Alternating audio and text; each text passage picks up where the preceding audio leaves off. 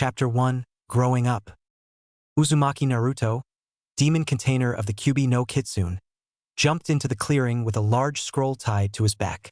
Naruto walked towards the cabin that Mizuki-sensei had told him about and set the scroll on the ground beside it. He took this moment to catch his breath and reflect on the events of the day so far. Today had been the final examination and graduation at the Ninja Academy, and despite Naruto's class standing as the dead last, he took this test deadly seriously. He studied long and hard on all of the subjects in the class and practiced all the ninja techniques dubiously. In fact, the only part of the exam he was nervous about was the Bunshin no Jutsu. No matter how long he practiced or how hard he focused, he couldn't even produce a single healthy Bunshin. But he wasn't too worried about that. After all, as long as he did well on the written, taijutsu, weapons, and endurance tests, he could afford to miss the Bunshin.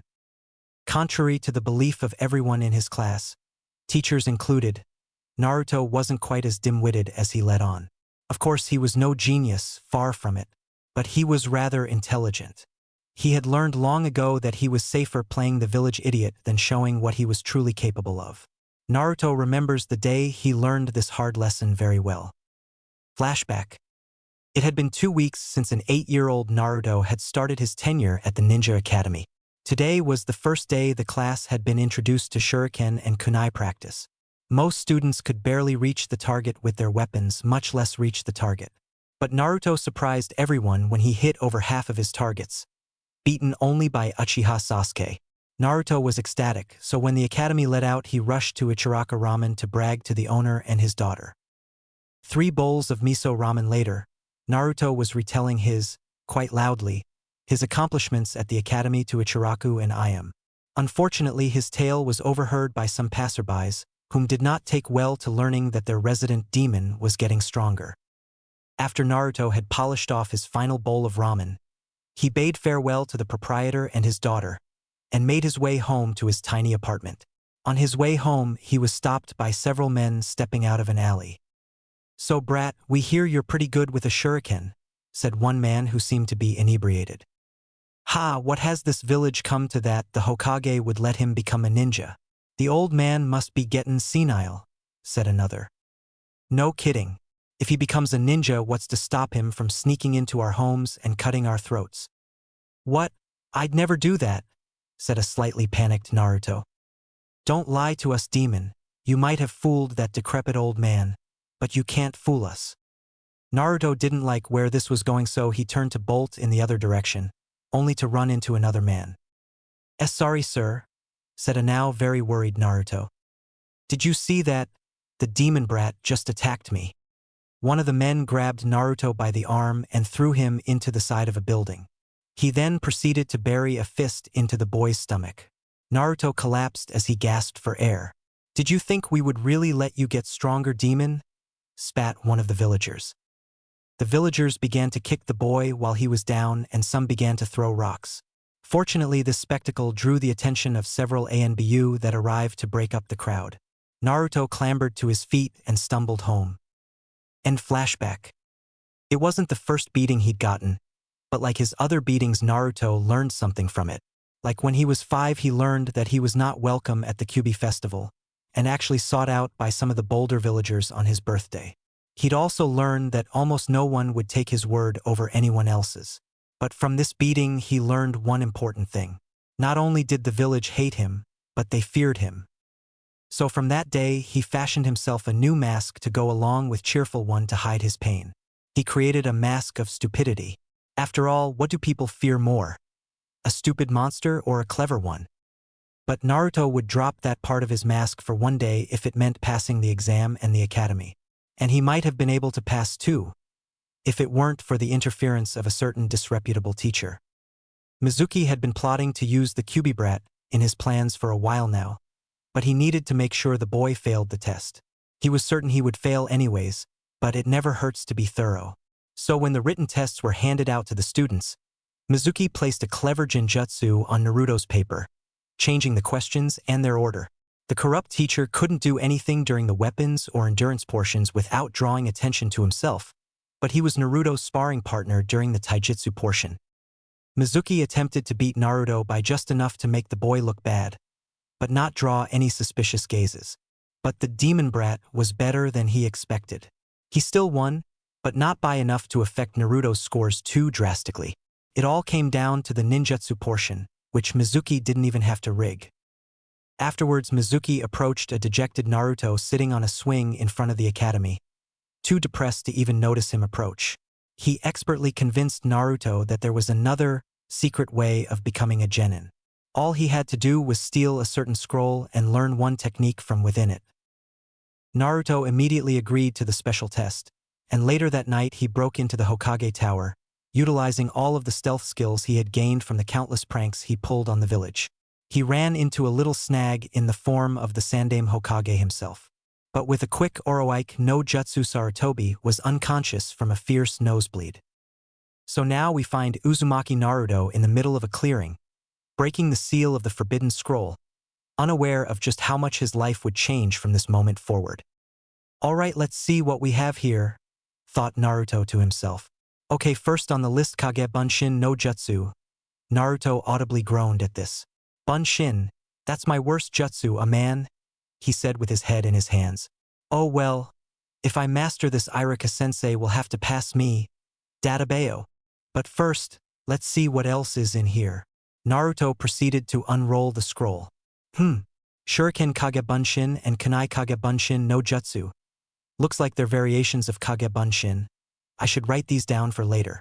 Naruto then reached into his backpack and pulled out a black scroll and marker and copied the instructions for the jutsus.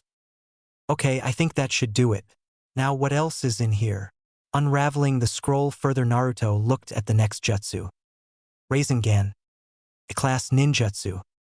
The prized jutsu of the Yondaime Hokage, the Rasengan is the ultimate example of form manipulation, focusing pure chakra into a spiraling ball in the user's palm. The jutsu is extremely powerful and extremely dangerous, and when used in conjunction with the Hiroshin no Jutsu, the Yondaime was almost unstoppable. This technique is extremely difficult to master, requiring extreme chakra control. At least tree walking and water walking exercises must be mastered, and large chakra reserves. The Rasengan can be learned in 3 stages. Naruto was quite literally shaking with anticipation. A jutsu created by the Yondaime. Naruto sprang to his feet shouting, "Yatta!" Coming back to earth, he eagerly sat down before the scroll again. I definitely have to learn the Rasengan, but it looks like it's really hard to learn. There's no way I can master it tonight, Naruto thought, slightly disappointed. Oh well, a grin making its way back to his face.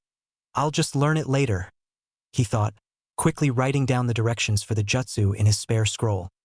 After finishing his impromptu homework, he placed the scroll back in his backpack, satisfied with the jutsus copied. Naruto rolled the scroll back up so that only the directions for Kage Bunshin no Jutsu were showing. His expression turned to that of extreme determination. Okay, let's get started. Umino Iruka was racing through the forest, desperately trying to find his wayward student before any other hunting parties got to him. He had been beating himself up all day for failing Naruto, and had become worried when he couldn't find his favorite student after the academy let out. He still couldn't understand why Naruto would resolve to steal the Forbidden Scroll, or how he knew about it to begin with. Iruka racked his brain, trying to think of all the places Naruto could have gone. He then remembered a small clearing where he would sometimes find his honorary little brother training. With all of the speed he could muster, Iruka took off towards the clearing, unaware he was being followed by a silver-haired Chunin. Naruto was doubled over, panting heavily. Damn, that took a lot out of me. Ha! But think I've finally got it. He leaned back and sat on the forest floor, regaining his breath. As his breathing became lighter, he caught the sound of someone approaching and looked up to see Iruka-sensei jump into the clearing. I found you, yelled a thoroughly pissed Iruka, staring hard at Naruto. Hee, you found me, sensei? Said a sheepish Naruto while rubbing the back of his head. But I only had enough time to learn one jutsu from the scroll. But that still means I pass, right, Iruka-sensei? Iruka was now confused. What are you talking about, Naruto? Iruka now took in his student's appearance. Naruto was banged up, his clothes worn and ripped, and he was still panting slightly. Wow, he's really been training hard. Naruto, who told you that? Ha, Mizuki-sensei, of course, said Naruto. confused as to why Iruka-sensei didn't seem to know about the test. Iruka's eyes widened as his ears picked up the sound of objects flying through the air. Reacting immediately, Iruka shoved Naruto out of the way as he was hit with several shuriken and kunai, pinning him to the side of the cabin. Naruto whirled around to see where the weapons had come from. He saw Mizuki standing on a branch nearby. "Why, thank you, Iruka, for leading me right to him," said Mizuki with a sneer. He turned his attention to Naruto. "Now, Naruto, give me the scroll." "Mizuki-sensei? What's going on?" asked a thoroughly confused and worried Naruto. "No, Naruto, don't do it. Mizuki only used you to steal the scroll. He lied to you. You must protect that scroll with your life," Iruka shouted. "Ha! This entire village has been lying to him his entire life, and you accuse me of lying.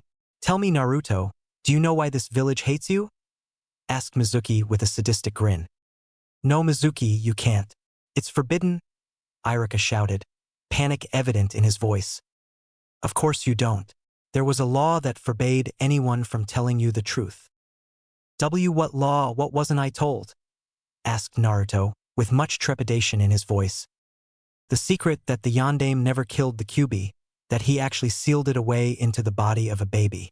That you, Naruto, are the Kyuubi no Kitsune, the same demon that killed Iruka's parents."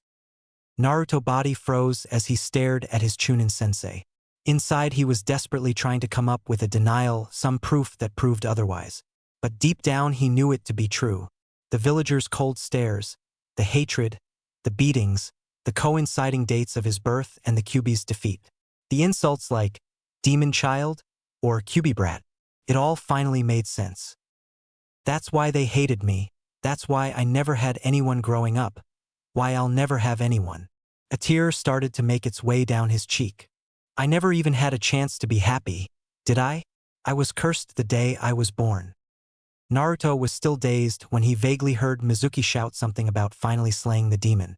He looked up to see his former sensei unleash a giant shuriken right towards him. But he still didn't move. It wasn't out of fear, at least not mostly. But for the first time, Uzumaki Naruto lacked the will to go on.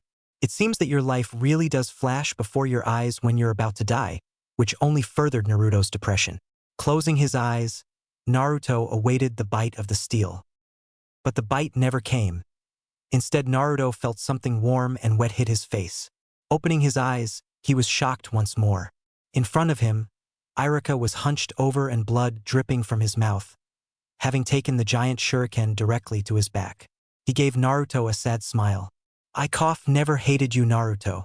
I understand how painful it is to grow up without anyone that cares about you. Being all alone." Tears began to fall down his face. "When my parents died, I had no one to acknowledge me. I wanted attention, any attention at all, so I became the class clown just so people would notice me. You see, Naruto, we're a lot alike." Iruka lowered his gaze as his tears fell to the ground. "I'm sorry, Naruto.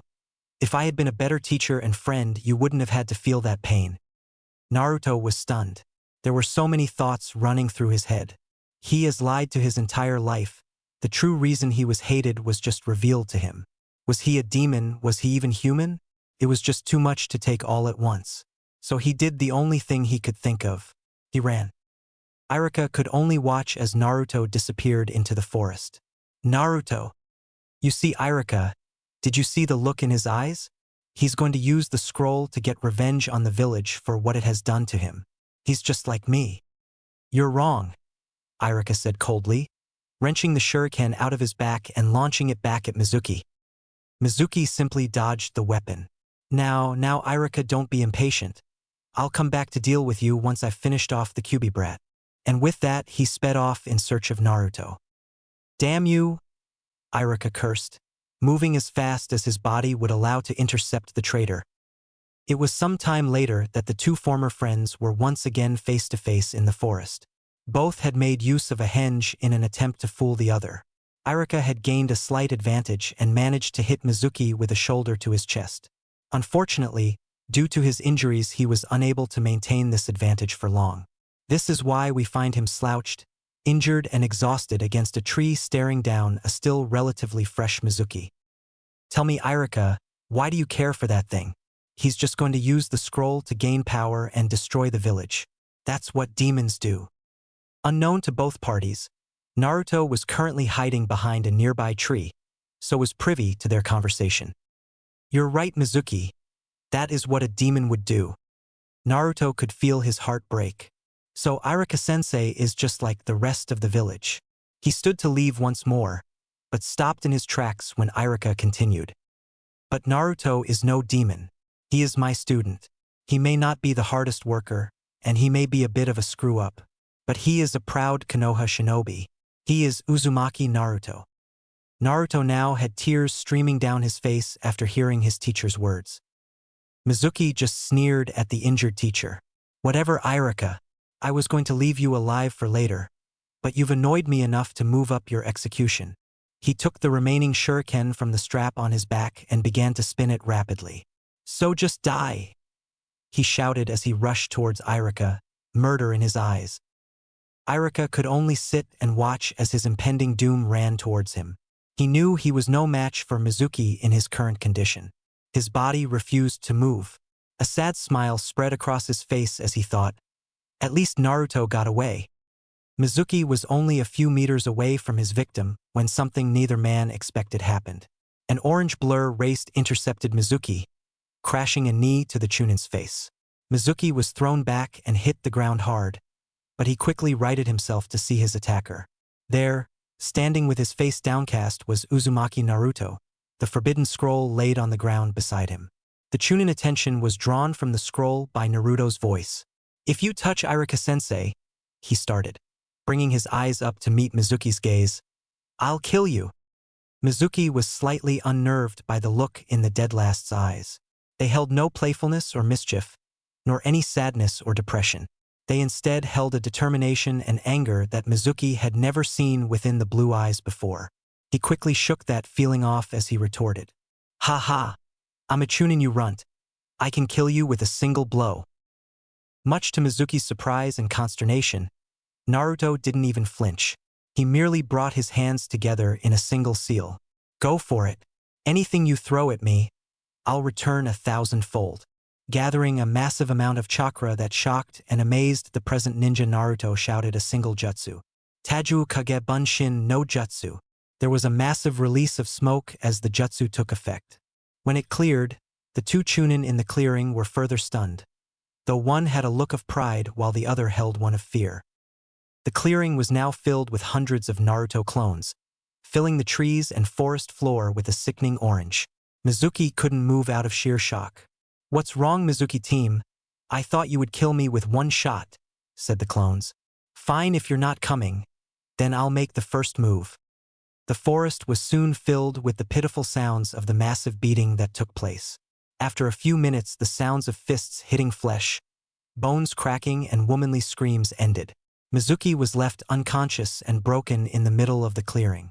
A slightly winded Naruto walked away from the traitor to Iruka. I guess I kind of overdid it, Iruka-sensei? Said a sheepish Naruto, rubbing the back of his head. Naruto, close your eyes for a second, said Iruka. Naruto, although confused by the strange request, obliged. He felt his sensei remove the goggles on his forehead and replace them with something else. Okay, Naruto, you can open your eyes now. Opening his eyes, Naruto saw his sensei smiling at him, but something was missing. His forehead was bare. Raising his hand to his own forehead, Naruto felt the cool metal with an indentation in the center. With widened eyes, Naruto looked back up to his sensei, as if asking for confirmation. Congratulations, Naruto, you pass? Iruka had to bite back a wince as Naruto tackled him around his midsection, putting him into a painfully tight hug. Thank you, thank you, thank you, Naruto shouted into his chest. You earned it, Naruto, said Iruka, who finally managed to pry off his now former student. Now I think that we should be returning that scroll to the Hokage, and we might want to get Mizuki to a hospital. Naruto put on a fake pout. I understand about the scroll, but do we have to drag that team to a hospital? He said, shooting a nasty look at Mizuki. Iruka just laughed as he and his honorary little brother slowly made their way back to the village. At that same moment in the Hokage Tower, the Sandaime felt a smile pull at his old face. Kotetsu, Immediately a chunin appeared in his office. "Hokage-sama?" the young man asked. "Alert the others that the search for Uzumaki Naruto is called off. He and the Forbidden Scroll are secure and on their way here. And send for a medic team and have them wait outside the tower." "Hi Hokage-sama," was all Kotetsu said as he left to fulfill his orders. Sarutobi sighed as he looked up to the portraits that lined the wall across from his desk. In particular, he focused on the portrait of a blond man with blue eyes. "Minato, it should be you in awaiting your son's arrival, not me." He now shifted his gaze to the village outside his window. "I wonder, would you have still done it if you could see what Naruto has had to go through because of it? I just wish I could have done so much more for him. But I've already failed him so many times." Tears began to form in his eyes, but he quickly dried them when he heard a ruckus outside his office. "Minato, despite it all, I'm sure you would be very proud of your son." With that last thought, he waited for a certain genin to enter his office. "I don't care if I don't have an appointment. I'm going in there anyways," Naruto shouted at the overly rude secretary outside the Hokage's office. And with that, he burst through the double doors leading to the man Naruto saw as a grandfather. As always, the old Hokage was sitting behind his desk with the warm smile he gave Naruto. Naruto grinned sheepishly as he said, "Hey old man, I guess I have some explaining to do." Sarutobi merely chuckled, "Not at all, Naruto. I've already been informed of Mizuki's role in tonight's events." His old face grew solemn as he changed the subject. "Naruto, I wish to speak to you about what Mizuki revealed to you tonight." Naruto's grin also vanished with the change of subject matter. Why didn't you tell me?" Sarutobi could see the hurt and betrayal in his eyes. "I'm sorry, Naruto, but at the time I thought it was for the best. I created a law that made even the mention of the Kyuubi being sealed inside of you illegal. My hopes were that you would at least have a somewhat normal life." The old Hokage pulled out his pipe and lit it with a low-level keton jutsu. "Unfortunately, the law didn't stop them from hating you and passing on that hatred to their children." "But I'm not the Kyuubi, am I?" asked a worried Naruto. "No," Sarutobi said firmly. "The Yondaime wanted you to be seen as the hero of this village. Without you, the Yondaime would have never been able to defeat the Kyuubi. Unfortunately, the people of this village still have a lot of built-up hatred for the Kyuubi, and they see hurting you and hurting the demon as the same thing." "But why me? Why did he choose me to seal away the Kyuubi?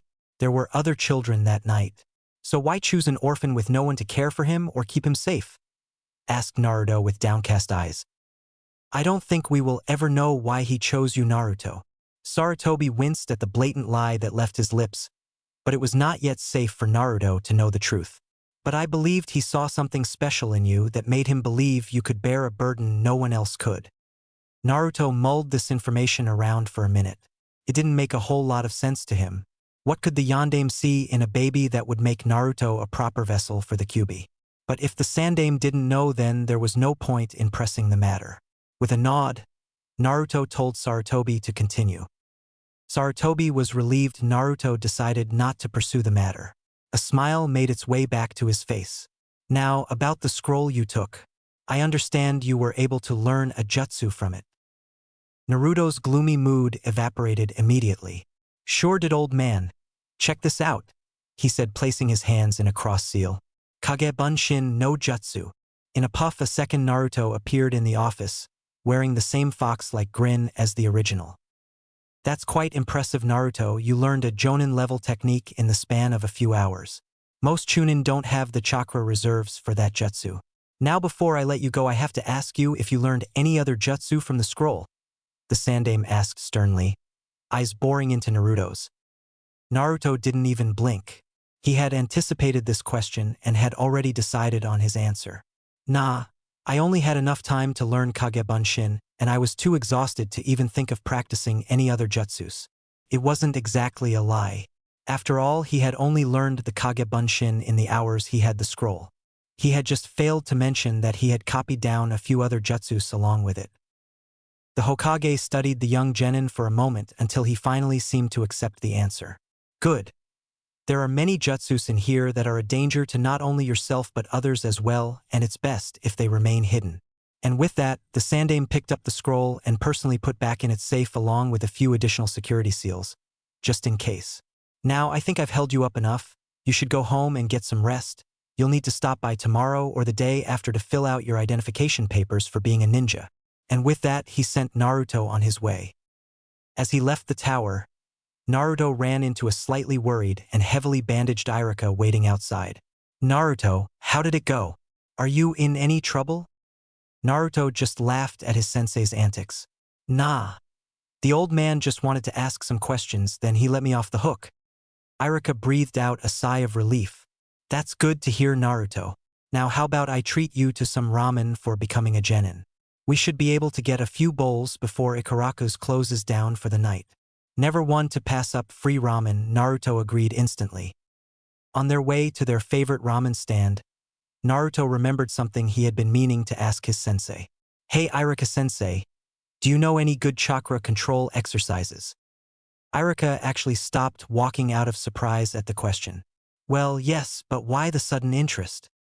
Naruto sweated slightly, trying to think of a suitable excuse. He couldn't tell him that he needed more control to master one of the Yandaime's most powerful jutsus. Well, when I was practicing the Kage Bunshin, I noticed that a lot of my chakra seems to get wasted, so I figured with better control I could make more without tiring myself out. Naruto mentally patted himself on the back for actually coming up with a plausible excuse. Iruka seemed to think it was a decent excuse as well. Okay, Naruto. Well, there's the tree walking exercise. At Naruto's confused expression, he decided to elaborate. You focus chakra into the soles of your feet to stick to surfaces. Since gather chakra to the bottoms of your feet is supposedly the hardest place to gather it, it is an excellent exercise to increase not only control but reserves as well. Naruto still had a slightly incredulous look on his face. Tell you what, you come by the academy tomorrow and I'll give you a quick demonstration. Naruto grinned at this. Thanks, Iruka-sensei. While eating ramen, the two talked about a little bit of everything. They eventually started to talk about the possible teams. Due to his standing as the dead last, Naruto was most likely going to end up the Rookie of the Year's team. Naruto definitely did not like the idea of ending up on the same team as the Uchiha. But there was little he could do about it now but just hope that one of them made Chunin soon. As soon as Ikaraku's closed, Iruka bade Naruto good night and went home. Naruto, on the other hand, had some thinking to do.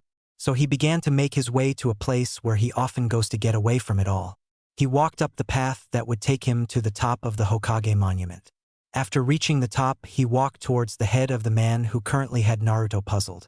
Soon he was standing on the visage of the Yandaime Hokage. Naruto sat himself down cross-legged, leaned back on his arms and looked up at the night sky. As he sat there, he began to think of the Yandaime's actions on that night all those years ago. The night Kyuubi attacked. He had done something that few could ever dream of doing. He defeated a demon. It may have been at the cost of his own life and Naruto's chance at a happy one, but he had defeated the most powerful bijou on the planet. Naruto realized that that was the life of a Hokage. They had to be willing to give anything, even their own lives, to protect the village. To protect what was most precious to them, they were willing to give it all. Naruto then began to reflect on his own reasons for being Hokage. He didn't want the job to protect the village. He wanted it because of the respect and recognition that came with the position. Naruto frowned at this thought. Was he really that selfish to put his own wants in front of the safety of the village? He recalled the events of that night. Iruka-sensei had put his life on the line to protect him. Naruto realized that that act alone made Iruka more deserving of the title of Hokage than he did. Thinking long and hard, Naruto had to ask himself some important questions. What would he give his life for? What was so precious to him that he would sooner die than see it hurt or destroyed? He began to think of the people in his life that had showed him kindness. Iruka-sensei had acknowledged him as a ninja and human being. Old Man Hokage had always lent him an ear whenever he had a problem. The old ramen cook and his daughter had always showed him kindness when no one else would. And finally, the mystery person who left him those notes. Flashback. It had been almost 3 months since Naruto had started attending the academy. He was currently practicing in the training field behind the academy after hours. For the past 2 hours, he had been trying to summon his chakra. The reason he was having so much trouble was due to the fact that when the instructors had begun the lecture on how to summon one's chakra, one of them saw fit to remove Naruto from the class. He claimed he was causing a disruption to the other children's learning when in reality he was merely asking a question. So now Naruto was left to figure it out by himself based on the tidbits of information he could get off the other students. So far he was having no luck. He was just about to give up and go home for the day when he heard a soft thud from behind him. Turning around, he saw a kunai with a piece of paper attached to it. Naruto looked around him for any sign of the person who had thrown it but found no one. Shrugging to himself, he reached down and picked up the kunai and note. Inside the note were instructions explaining what chakra was and how to summon it. The script was written in very elegant handwriting that led him to believe it was written by a girl. But just what girl he never found out. Flashback ends. Over the years Naruto had received several of those notes. Sometimes they helped with training like basic taijutsu stances or weapon throwing techniques. Other times they just offered words of encouragement. He had even received the goggles he wore so frequently as a birthday present from the mystery person. Whoever they were, Naruto considered them precious to him. He would give anything to protect these people and what they stood for. They saved him from loneliness. And he would go to the ends of the earth to make sure they stayed safe, including protecting the entire village. With his mind made up, Naruto stood and walked to the edge of the monument. Looking down at the face of the man who had been Konoha's greatest Hokage, Naruto spoke. I don't know why you chose me, or even if you had a reason for choosing me, but I swear to make you proud. Naruto pulled out a kunai and brought it to his palm, slashing it open so blood would flow. From this day forward I vow to become Hokage, not for acknowledgement or recognition, but to protect those who are precious to me and to protect the village that was so precious to you. And with this vow he made his way back into the village, to his apartment. Deep down he could feel that this night would be a changing point in his life, and he couldn't help but smile at the prospect of what tomorrow could bring. Chapter 2. The day after. Naruto awoke with a groan, silently cursing whoever it was that invented alarm clocks. He glanced at the soon-to-be doomed clock to see the time was only 6 o'clock in the morning. Groaning again, Naruto had to remind himself as to why he was waking up this early. He remembered he wanted to catch Iruka-sensei early today at the academy to learn the tree walking. Iruka normally arrived early at the academy to prepare the day for his students. Naruto wanted to have as much time as possible today to learn the control exercise. Quickly dispatching the alarm clock in the most destructive way possible, Naruto pulled himself out of bed and jumped into the shower. A few seconds and a girlish scream later, Naruto remembered he needs to check the water temperature before entering the shower. But there's no faster way to wake up than being doused in ice-cold water. Finishing up in the bathroom, Naruto re-entered his bedroom to get dressed. Taking a look at his orange jumpsuit, he let out a sigh. He had worn this same jumpsuit for years, simply because it was bright and drew the attention of others. But it definitely wasn't proper attire for a shinobi. I like orange just fine, but it's not exactly easy to hide if you're wearing clothes that practically glow. If I'm going to start taking this job seriously, I'll need to dress the part. I guess that means no more orange. He paused for a second. Okay, a little bit of orange, he thought with a grin. Due to it being the only clothing he owned that still fit him, Naruto was stuck with the jumpsuit until he could buy a new wardrobe. He planned on doing so later that day, so he dressed in his jumpsuit, hopefully for the last time. After a quick breakfast of instant ramen, Naruto started to make his way to the ninja academy. On his way there, Naruto began to think of the new training he was about to undergo. With this training I'll be one step closer to Hokage. That thought made him pause. What did it take to become Hokage? The Hokage is the strongest ninja in the village. Not just in body but strength of the mind as well. He began to alter the course of his trek slightly. I wasn't exactly the smartest kid in my class, and my genjutsu skills suck worse than anything.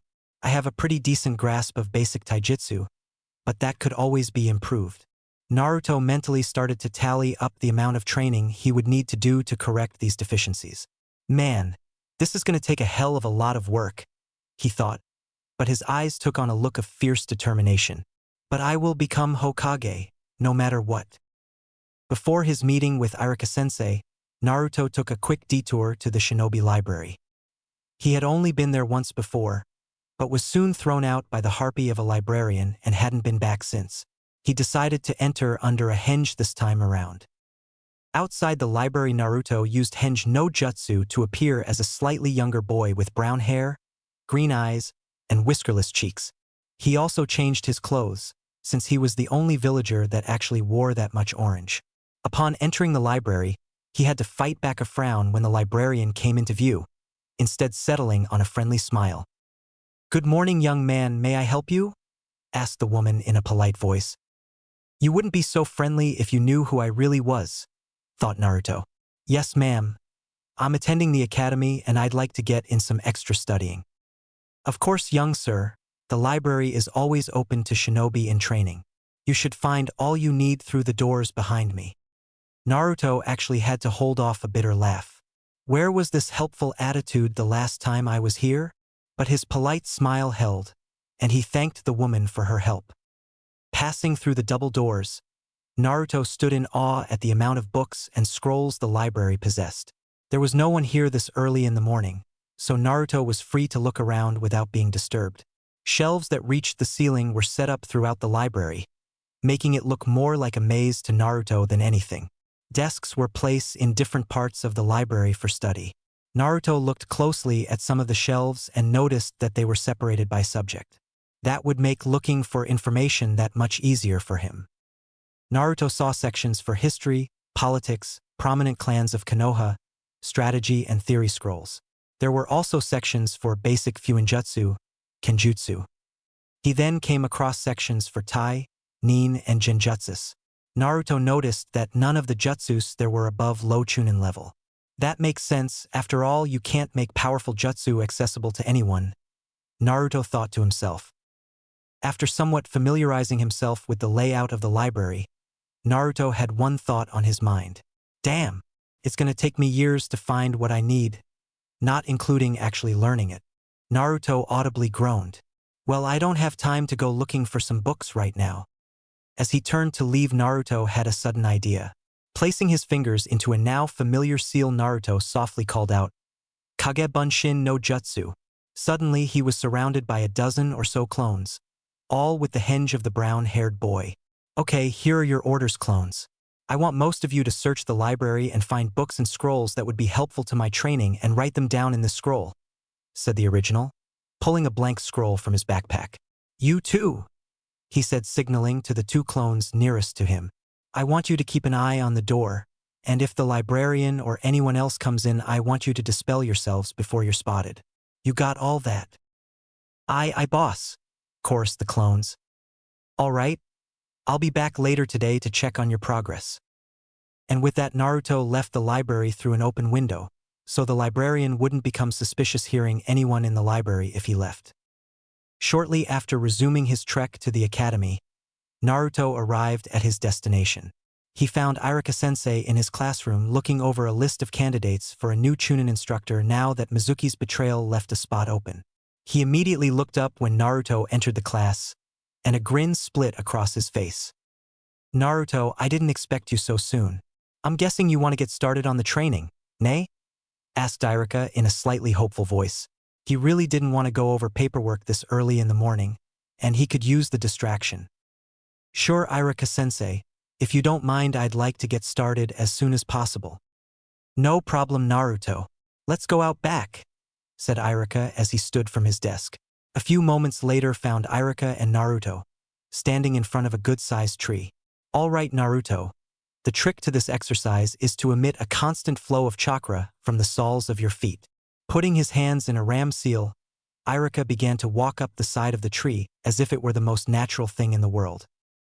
"Wow, Iruka-sensei, that is so cool," said a now very excited Naruto. Iruka grinned at his favorite student's antics. "Now, you have to also emit a specific amount of chakra. If you don't use enough, you won't stick to the tree.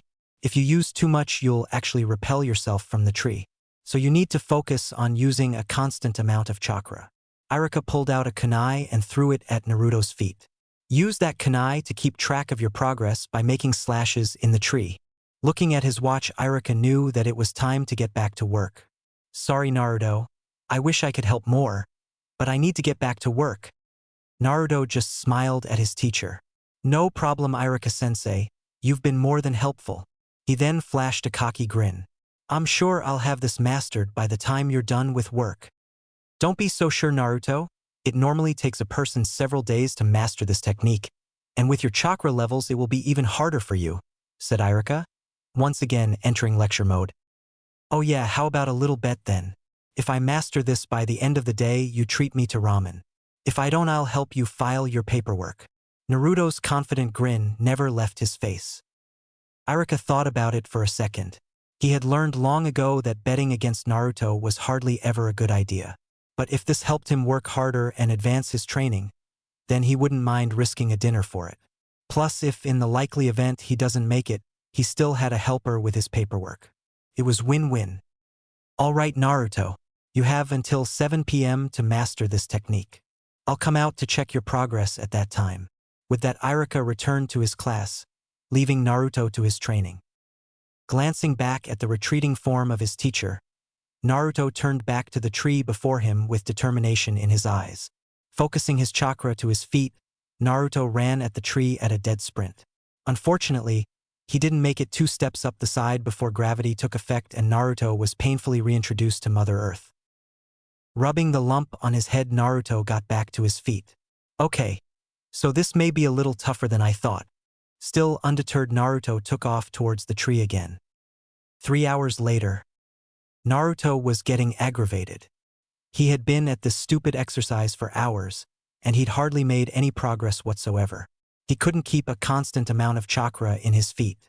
He either overdid it and blew himself off the tree, or he used too little and fell back to the ground. Naruto could only hope his clones were having better luck than he was. Konoha Library. The Naruto clones had been busy cataloging the books their creator might find useful, but it was slow going. They were sometimes interrupted by the librarian returning a book to its shelf, or someone coming in to check a book out. Fortunately, the clones were able to disguise themselves using a simple henge to change into a scroll or book, while one remained in plain sight so as not to arouse suspicion. The coast was clear at the moment, and the clones were once again searching through the library. One clone in particular was currently on a ladder searching some of the higher shelves for useful scrolls. Elemental chakra. This should be interesting, the clone thought. Turning to climb back down the ladder, the clone accidentally knocked over a thick, boring book explaining the methods in which jutsus are ranked. The thick tome happened to be on a direct course with the head of a passing Naruto clone. "Heads up," the clumsy clone called out softly. He was answered by an eloquent "huh" followed by a soft pop as the book hit with enough force to dispel the clone. The offending clone winced and simply said, "Whoops." Academy Training Field. Naruto was about to make another attempt up the tree when he paused mid-step. A memory of the incident at the library flashed in his head. Stupid clones. If they're not careful, there won't be any left when I go back. To the library? How could he have possibly known what had happened all the way over at the library from here? It's like I remember everything the clone does up to the point it was dispelled. The possibilities of this new development passed through Naruto's head, but he needed to test it to make sure. Taking a shuriken from his pouch, Naruto launched the weapon randomly into the woods. He quickly created a clone. "Go find where that shuriken landed, then dispel yourself." With a quick nod, the clone was off. A few minutes later, Naruto felt the clone's memory enter his mind. He saw the shuriken lodged in a small sapling next to a large boulder. Now Naruto started to get excited. If I learn whatever my clones learn, then I could gain a lot of knowledge and experience in a fraction of the time it normally would take. Creating another clone, Naruto had it henge into a young girl. "I want you to run to the library and tell the clones to forget about writing down the scroll titles and try to read as much as possible." The clone nodded and took off towards the library. "Now, I wonder if this will help me with tree walking. Chakra control is basically about mental control and experience." Naruto formed the seal for the jutsu that was fast becoming his favorite, calling forth several dozen Narutos into existence. The clones spread out to suitable trees and began the exercise the original was recently trying. "Well, even if this doesn't help my control, this many clones has got to be good for increasing my chakra stores," Naruto thought with a grin. For hours later, Naruto had made a little headway in the tree climbing exercise. He could now go about 10 feet without losing his footing. but he had yet to dismiss his clones.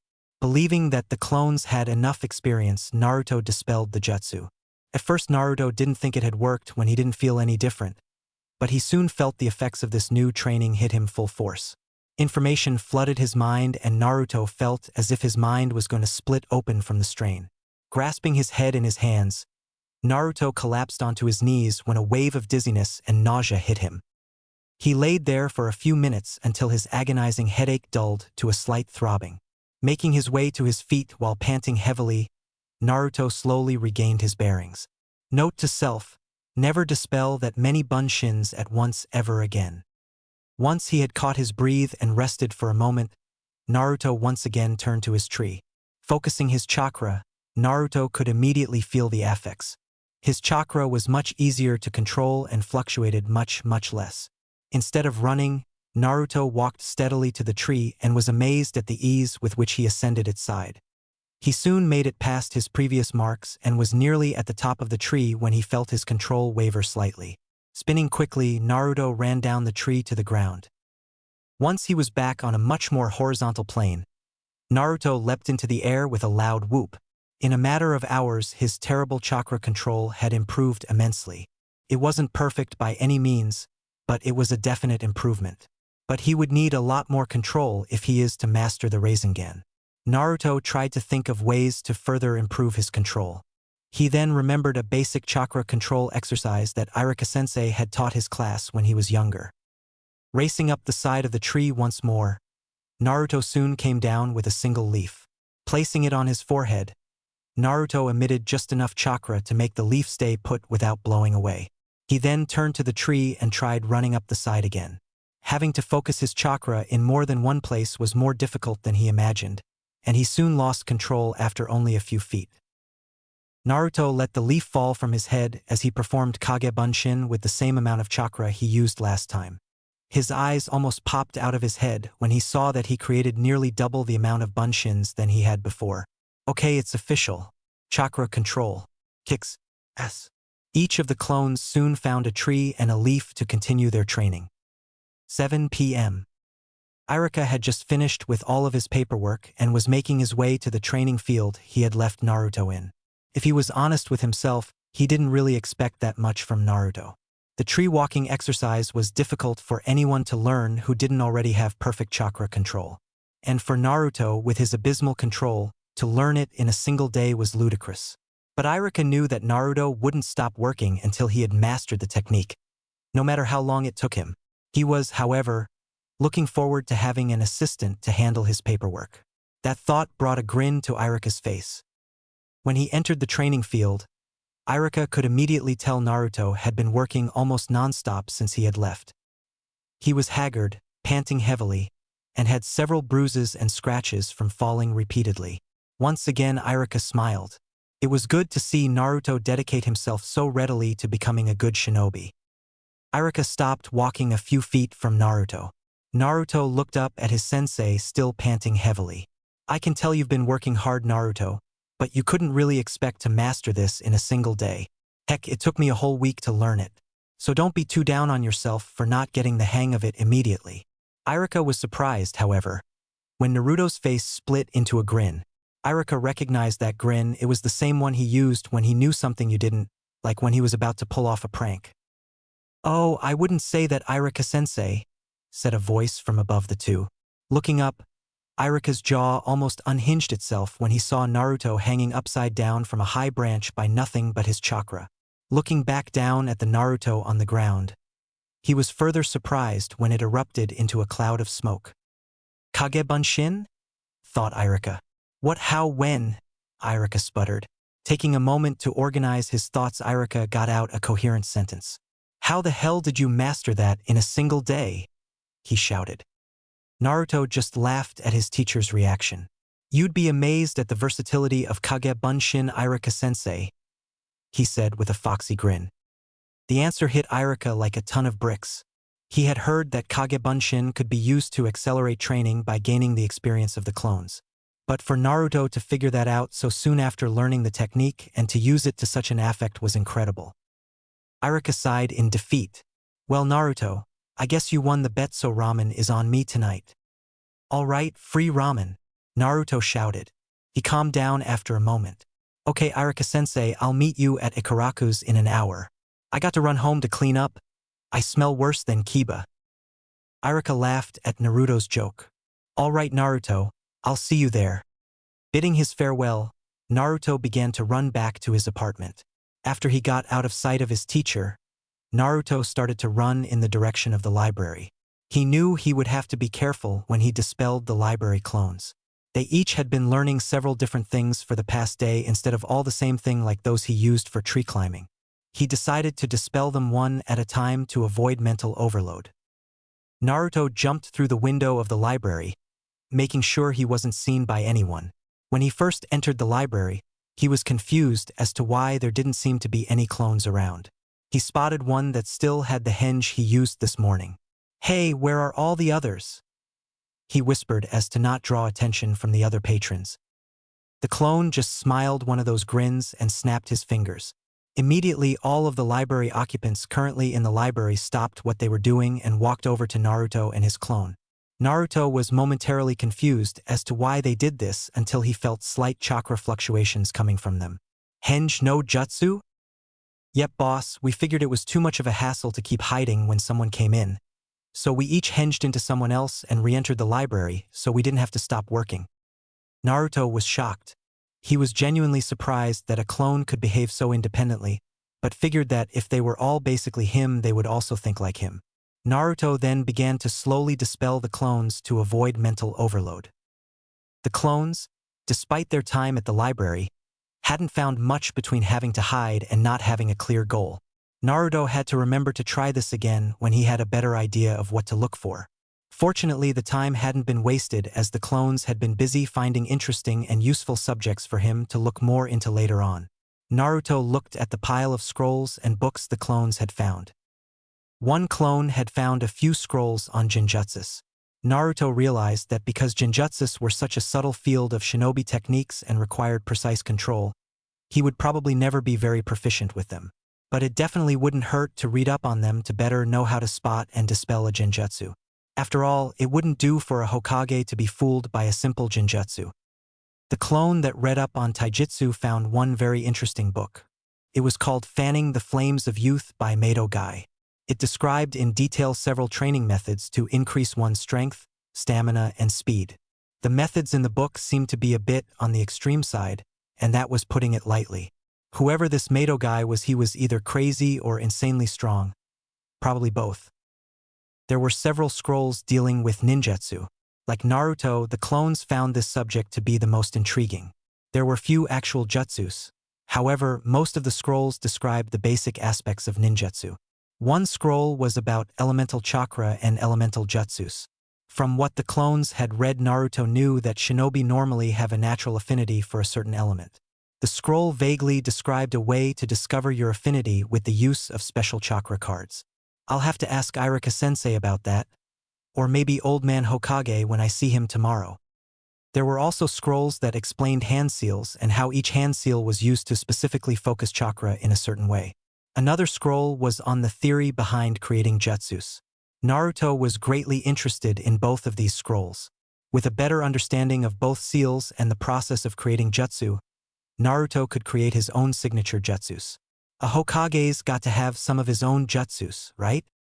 Naruto recreated his clones and reapplied the henges they used to enter the library. Over the next half hour, the clones left the library with the collected scrolls at random intervals as to avoid suspicion. Back at his apartment, Naruto remembered he wanted to shop for clothes today. There was no way for him to find clothes now when he was supposed to meet Iruka-sensei for ramen in a few minutes. Naruto then smacked himself in the head and formed his favorite jutsu. He created 5 Kage Bunshin and had one use a henge to change to the same boy he was at the library. Handing the Bunshin a large chunk of his savings, the clone went off on his own for a little shopping spree. Naruto had his remaining clones start to read the scrolls he brought home. He then left his apartment to claim his winnings from today's bet. An hour and a half later found Naruto leaving Ikaraku's and a very depressed Iruka, who was still staring at his now empty wallet with tears in his eyes. On his way home, Naruto saw a black-haired boy with a brooding expression walking his way from across the street. Uchiha, thought Naruto with a scowl. Sasuke noticed this and merely sneered at the blonde. What are you looking at, Dobe? Shouldn't you be preparing for another year at the academy? Naruto was about to retort when he thought better of it. His forehead protector was currently in his pocket after it accidentally fell in his ramen broth while eating. Sasuke didn't realize Naruto had passed. It would be so much sweeter to see his face at the team placements when he discovered that Naruto had actually passed. So Naruto just settled for throwing a dirty look at the Uchiha. This didn't go unnoticed by a few passing fangirls. Hey! Don't look at Sasuke-kun like that, you loser! Shouted one. Yeah, just because he's better than you doesn't mean you can look at him that way, shouted another. Normally Sasuke would groan about fangirls following him around, but decided to just smirk at Naruto. They're right, you know, but don't feel bad. Not many could hope to match an Uchiha. We are the elite after all. Naruto was royally pissed now, but he swallowed his anger and stalked off home. Once Naruto entered his home, he immediately created a clone that hinged to look like Sasuke. So you think you're so great, team? Well, eat this, he said as he buried his fist into the clone's face, causing it to poof into a cloud of smoke. Damn Uchiha. He thinks he's so great because this entire village put him up on a damn pedestal. Someone needs to knock him down a peg. Naruto paused for a second, and then shook his head. No, I shouldn't think like that. My goal is to become Hokage, not beat some pompous ass into the ground. He then grinned. Although, if I happen kick his ass along the way. He finished his thought with a slightly evil chuckle. Naruto was brought out of his musings by sound of a scroll being laid down on the kitchen table. He finally remembered the clones he had created earlier and soon dispelled them. After taking a moment to get over the influx of new info, Naruto entered his bedroom to check out the new wardrobe his shopping clone had gotten him. It wasn't nearly as expensive as he thought it would be, but he realized he should have expected that. After all, the shopkeepers wouldn't recognize him in order to overcharge him. As Naruto looked through the new outfit, he couldn't help but smile. The clone had picked several pairs of pants, mostly black along with some dark blue ones. It had also purchased some dark-colored shirts, again mostly black and dark blue, but also a few white ones. The jacket is what he really liked. It also was mostly black in color, but along the shoulders and upper back it was orange. Not the same luminescent orange as his jumpsuit, but orange nonetheless. In the center of the back where the orange met the black was the red swirl that adorned his current jumpsuit. The clone had also gotten a black cloth to attach his forehead protector to replace his blue one. And finally he had a few pairs of black shinobi sandals. Overall, Naruto was very happy with his new wardrobe. It made him look more serious, but not overly so. The orange was a little darker so he wouldn't stick out like a sore thumb anymore. Naruto reverently placed his new clothes in the top drawer of his dresser and prepared for bed. He had definitely made some progress today. Granted, he hadn't done much in terms of training besides gain some chakra control, but it was definitely a step in the right direction. Maybe I should come up with some kind of schedule. That way I can make the most of the day. After finishing that thought, Naruto let out a monstrous yawn. Well, I guess the schedule can wait a day or two. I'll wait until after I meet my team. After all, my schedule would have to fit around team practices and missions. Naruto discarded his old clothes and climbed into bed. It had been a long day and he was tired both physically and mentally. But he felt good about himself. Naruto still had a long road ahead of him, but today was the first step towards his dream. He glanced down at his hand to the wound he had made his vow on. It was already healed, leaving only a slight discoloration where the cut had been. I've always healed quickly, I guess now I know why, he thought, his hand subconsciously rubbing the seal on his stomach.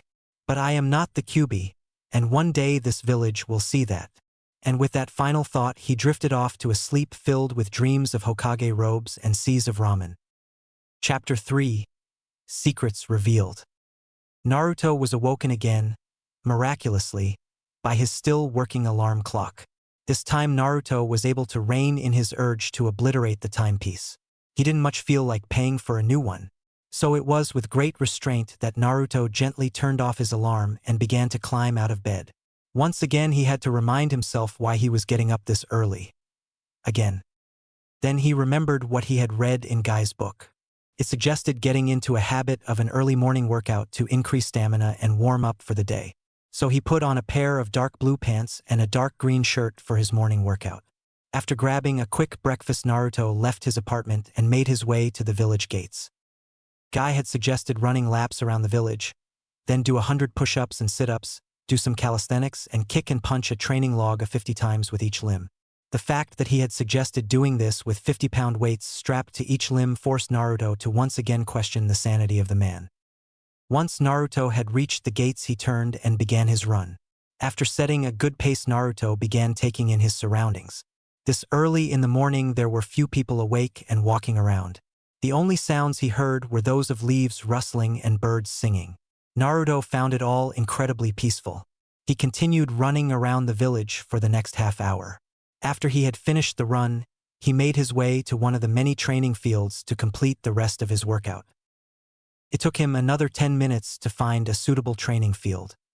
He wanted one that looked relatively unused and secluded so that his training wouldn't be easily stumbled upon.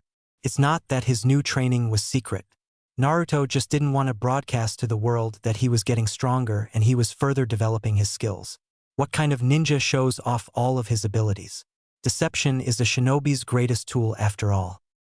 Naruto wanted to keep the true extent of his abilities hidden, to an extent. He wouldn't handicap his own team just to deceive others. But he wasn't quite ready to give up the advantage of being underestimated. It was the main reason he had beaten Mizuki so easily. Not wanting to waste any more time, Naruto began to do 100 push-ups, followed by 100 sit-ups, threw his kicks and punches, and finished with the calisthenics. Needless to say, Naruto was exhausted by the time he was finished. Just the thought of doing all of that with weights on was enough to make him want to cry. Well, if this doesn't make me stronger, then I doubt anything will. With that thought, Naruto picked himself up and trudged home. On his way, he realized that he still needed to buy weights for his taijutsu training. That made him start to think of all the things he had bought and still needed to buy. He had just purchased a new wardrobe the night before. He still needed to buy training weights. Now that he thought about it, he needed to get a new set of shuriken and kunai. Naruto had been using the same set for years now since he couldn't afford a new set with the inflated prices he has to pay. And while he took very good care of the weapons he did have, nothing lasts forever.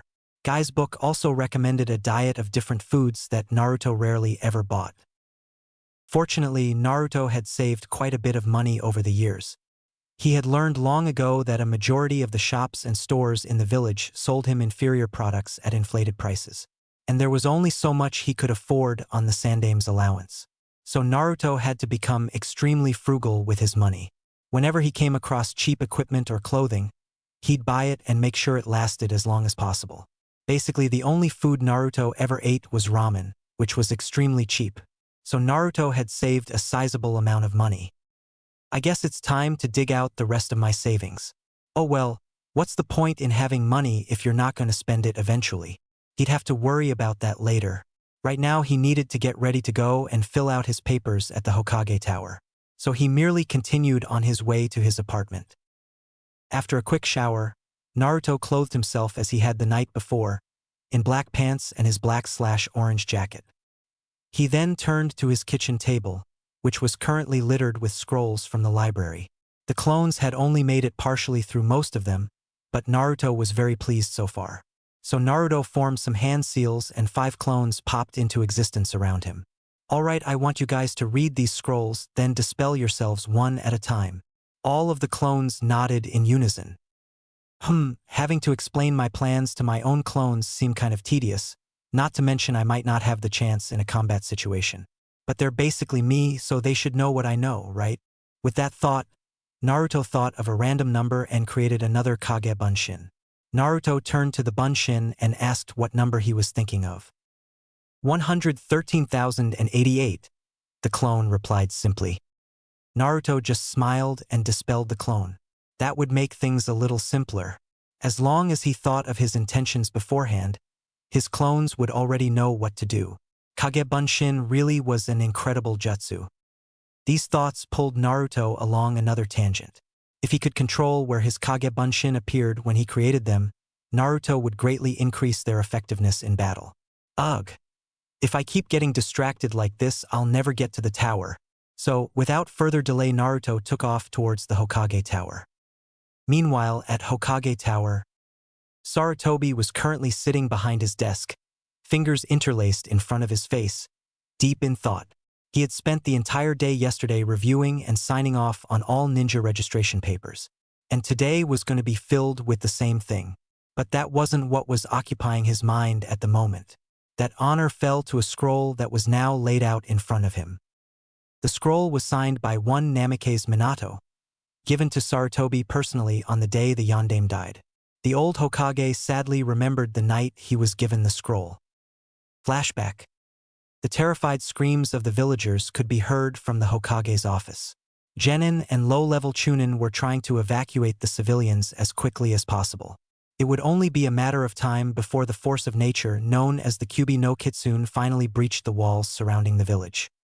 The ninja of the village could do little more than draw its attention for a while. Every weapon, jutsu, or any form of attack was brushed off and ignored as if they were merely annoying insects. The only thing that allowed the ninja to keep fighting a hopeless battle was the belief that their leader would find some way to stop it. They were stalling for this chance as much as they possibly could. Their possible savior was currently in his office at the Hokage Tower, finalizing his preparations to defeat the Kyubi.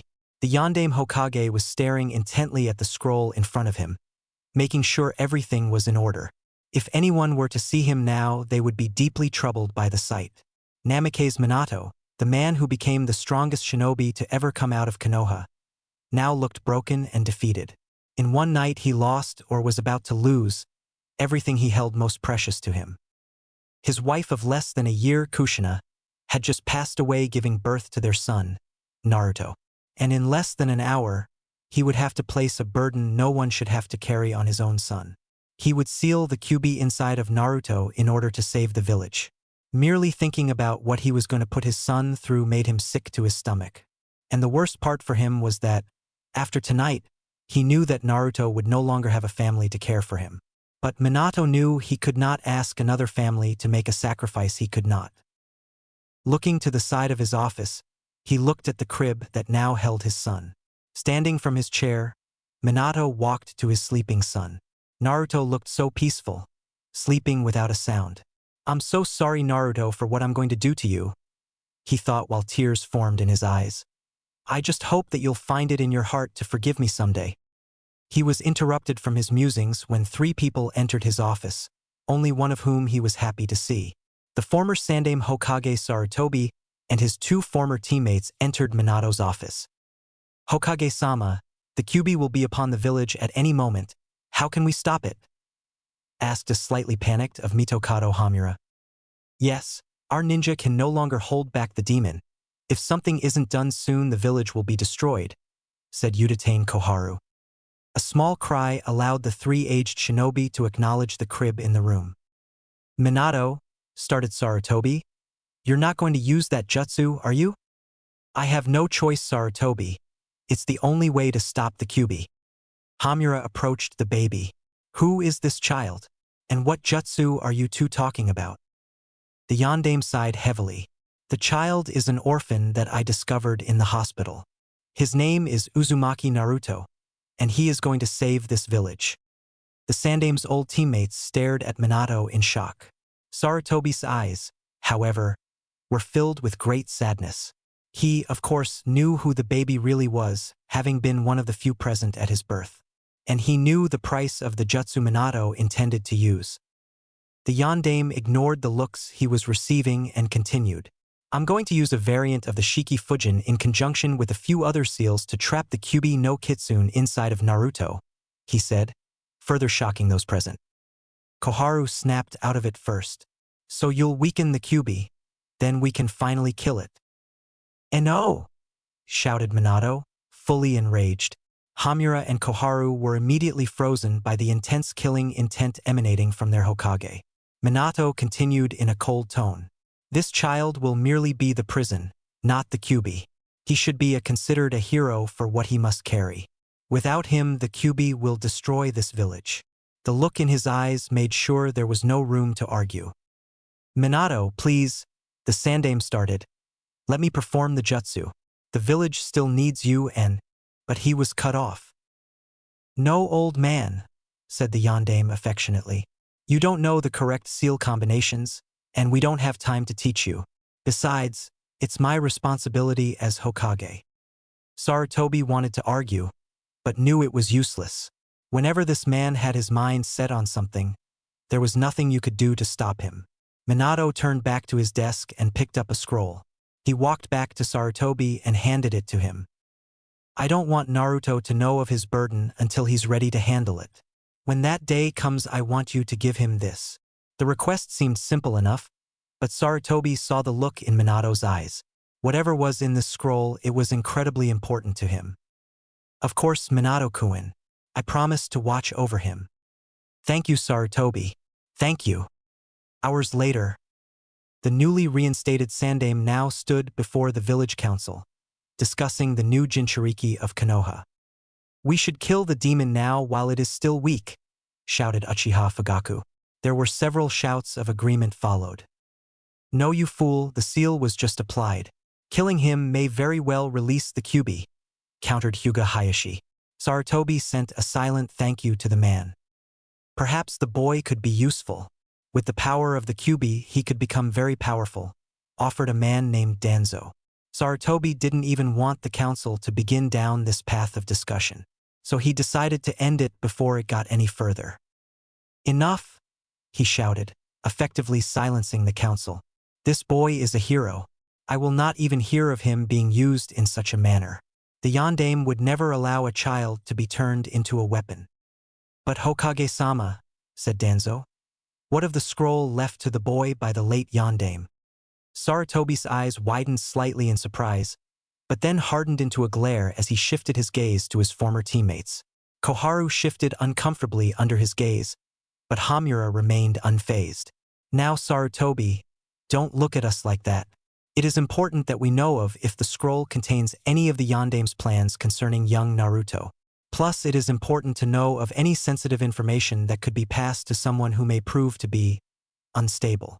Murmurs of agreement spread throughout the council. Sarutobi growled. This was bad. If Naruto's heritage got out, he'd be in danger, not only from other villages, but from the conniving members of the council. But he couldn't do anything to stop the council from simply reading a scroll. So it was with great reluctance that he handed over the scroll for their inspection. The Sandaime was shocked by what was written in the scroll, or rather, what wasn't written. The letter was addressed to Naruto in a very formal manner. It explained the sealing of Kyuubi and the part Naruto played in the events. The Yondaime apologized for the burden he placed on Naruto and asked him to understand his decision. It was signed Namikaze Minato, Yondaime Hokage. The scroll made no mention of Naruto's true heritage and was written in a form that seemed completely wrong for a final letter from father to son. It perplexed and slightly angered Sarutobi, but he did not allow his features to show it.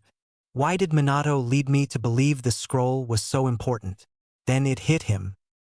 The Yondaime was a genius. He had to have known that the scroll would be reviewed by the council. The true contents of the scroll must have been hidden. Sarutobi guessed that the true information could only be unlocked by Naruto. The council, satisfied that the scroll was safe, returned it to the Sandaime. Some of the members seemed to be disappointed by the contents of the scroll. They most likely hoped to, in some way, twist the words of the Yondaime in order to either execute Naruto or turn him into a weapon. But the scroll was carefully worded so that its intentions could not be misinterpreted. Sarutobi held in a sigh of relief when the scroll was returned to his possession. He promised Minato that the scroll would be given to Naruto when he was ready. He intended to keep that promise. Flashback ends. Now it was 12 years later, and that very same scroll was now lying on Sarutobi's desk. When Naruto had been made aware of his burden 2 days ago, Sarutobi was afraid of overloading him with too much too soon, especially since he had no idea what the scroll really said. He just hoped that Naruto understood why he had withheld it from him for so long. And he still hadn't been sure whether or not Naruto was completely ready to know everything. He had only just been told of the Kyuubi. Sarutobi just didn't know how this would change Naruto. Would he become resentful of the village and the Sandaime for his life, or would he simply give up? Fortunately, Sarutobi's answer came in the form of a late-night report courtesy of Iruka. The event had apparently changed Naruto. Now he seemed to be more focused than ever before, even more determined. The Sandaime hoped with all his heart that this was proof of Naruto's growing maturity, and that he was ready for what he had to tell him. Sarutobi sighed. Good or bad, this will most definitely be an interesting day. Back with Naruto. Naruto was surprised by how much attention his new outfit was drawing. Several of the villagers were throwing him curious glances. It was, of course, short-lived. Once they recognized him, their eyes became cold, and they quickly went back to ignoring him. But there were an occasional few whose eyes still held a bit of interest, even after they recognized him. He didn't have time to reflect upon this as he felt one of his clones dispel itself after reading one of the shorter scrolls. It was the one on nature manipulation. Naruto was very interested in this scroll. He learned about some of the strengths and weaknesses of the elements. No one element was stronger than all others. Each was strong against a certain element and weak to another. Wind diffuses lightning. Lightning destroys earth. Earth absorbs water. Water quenches fire. And fire feeds on the wind. They were all balanced. Again, Naruto reminded himself to ask the Hokage for one of those chakra cards. He might not be able to start working on his element right away, but it would definitely be beneficial for him to know which element he was aligned with. If anything, he could keep his eyes open for any jutsus for that particular element. Again, Naruto had to push these thoughts out of his head for now. There was enough on his plate as it was. If he keeps coming up with new things to train in, he'd be pulled in so many directions he wouldn't accomplish anything. I just need to take things one at a time. Well, I guess with Kagebunshin I could do too, he thought with a fox-like grin. Once he reached the tower, Naruto was made his way to the roof, where a photographer was taking ID pictures. Naruto remembered how he had considered doing something extreme for his photo, like painting himself up. But that was the old Naruto, the one who was more focused on getting attention than actually becoming a respectable ninja. So, when his turn came, he just settled for a victory pose and with a big grin on his face. Sarutobi looked at the photo before him. It wasn't the most serious pose Naruto could have taken, but it just wouldn't have been Naruto if he had. He had been pleasantly surprised by Naruto's change in attire. It was more fitting of a shinobi. Then he looked up to see said genin in a chair across from him. Everything looks to be in order, Naruto. You and the other genin will meet at the academy tomorrow at 8 a.m. There you will be assigned to your teams and a jounin instructor. Alright, Aji-san, as long as you don't put me on some team's team, like Sasuke. Naruto, you know that the teams are made according to your performance and skills shown in the academy. The student with the lowest scores will be placed on the same team as the one with the highest, said Sarutobi in a very sage-like manner. Naruto sighed dejectedly. Fine, but if starts in with any of that, I'm superior to you just because of my name crap again, I can't be held responsible for my actions. Sarutobi chuckled lightly. Duly noted, Naruto. Now there is something else I'd like to discuss with you. He didn't get any further when the door to the room opened. I've got you now, old man. Now I will be Hokage. Naruto looked over to see an 8-year-old boy wearing a long blue scarf and a helmet. He pulled out a shuriken and began to rush the Hokage. The kid didn't get very far before he tripped over his own scarf, falling flat on his face. If Naruto hadn't been so utterly confused, he would have laughed his ass off. But as it was, he could only stare blankly at the small boy. He cast a glance at the Hokage to see if he was as confused as he was. Sarutobi merely sighed in exasperation, pinching the bridge of his nose. Naruto thought he heard him mutter, "This is the 8th time this week." 8th, so this isn't the first time, Naruto thought to himself. He shrugged it off and looked back to the boy, who was now making his way back to his feet. He looked dazed for a moment, then confused as to what just happened. He then looked over at Naruto and pointed an accusing finger at him. You're the one that tripped me when I came into the room, didn't you? Naruto's eyebrow twitched. I didn't trip you, you little brat. It's not my fault you actually tripped over your own scarf. Yeah, right, you just wanted to make me look bad, shouted the boy. Naruto was getting tired of this. He stood from his seat and grabbed the kid by the scruff of his shirt. Listen, you brat. Don't go blaming others just because you're a klutz. Before Naruto could continue with his rant, the door to the room again opened. This time a man wearing a bandana and dark sunglasses with normal ninja garb came into the room. He took one look at Naruto and looked like he was going to have a heart attack. "Put down that boy this instant, you brat. Don't you know he is the honorable grandson of Sandaime-sama?" he yelled. Naruto was surprised. He looked at the boy in his grip, then to the Hokage, trying to see a resemblance. Needless to say, he found none. The boy took his reaction as a fearful hesitation and smirked. "What's wrong? Not gonna hit me, now that you know I'm the Hokage's grandson." "Tsh, thought not." Sarutobi winced. Anyone who knew Naruto knew to never insinuate he was a coward. That was just asking for trouble. "Oh well, I guess this is a lesson Konohamaru will have to learn the hard way." And learn it he did. "I don't care if he was your grandmother."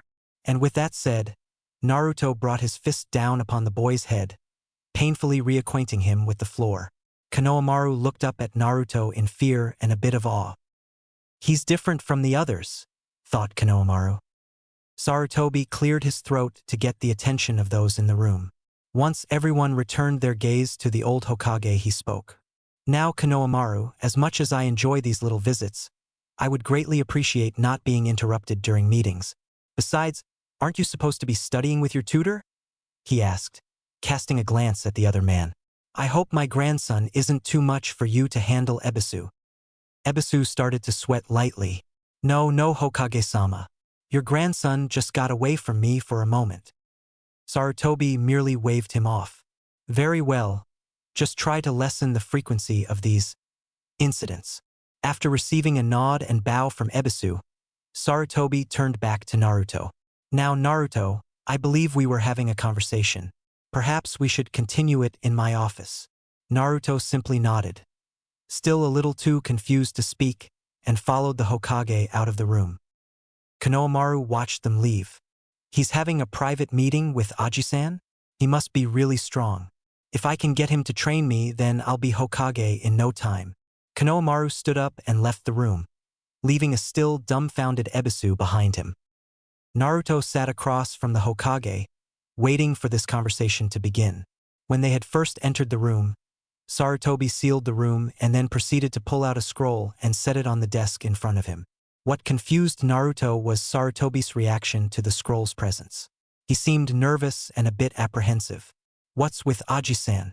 Is he worried about what's in that scroll? Or is he worried about how I'll react to it?"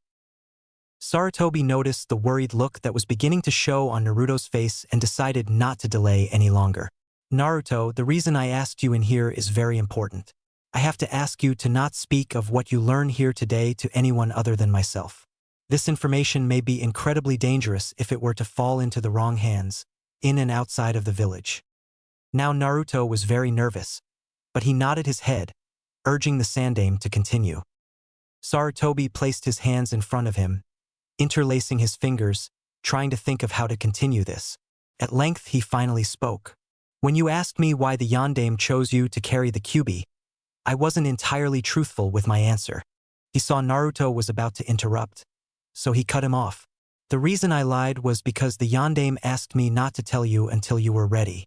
At the time you had just learned of the Kyuubi, one of your senseis had betrayed you, and you had just been in a battle for your life. I wasn't sure how you would take another shock. I wasn't even sure you wanted to be a ninja anymore after what had happened. But after the report I received from Iruka, I believe you are ready for what I have to tell you." At first Naruto was angry that the Sandaime had lied to him, but when he heard it was because of an order from the Yondaime, he was more curious than anything. What could be so important that the Yondaime himself would have it kept from him until he was ready to keep it secret? So he simply nodded to the Hokage, encouraging him to continue. "Before we begin, I want you to read this scroll," said Sarutobi, handing Naruto the scroll. Naruto thought it was a strange request, but did as he was asked. He began to read the scroll but didn't get far when something very strange happened. Ink seemed to bleed into the scroll.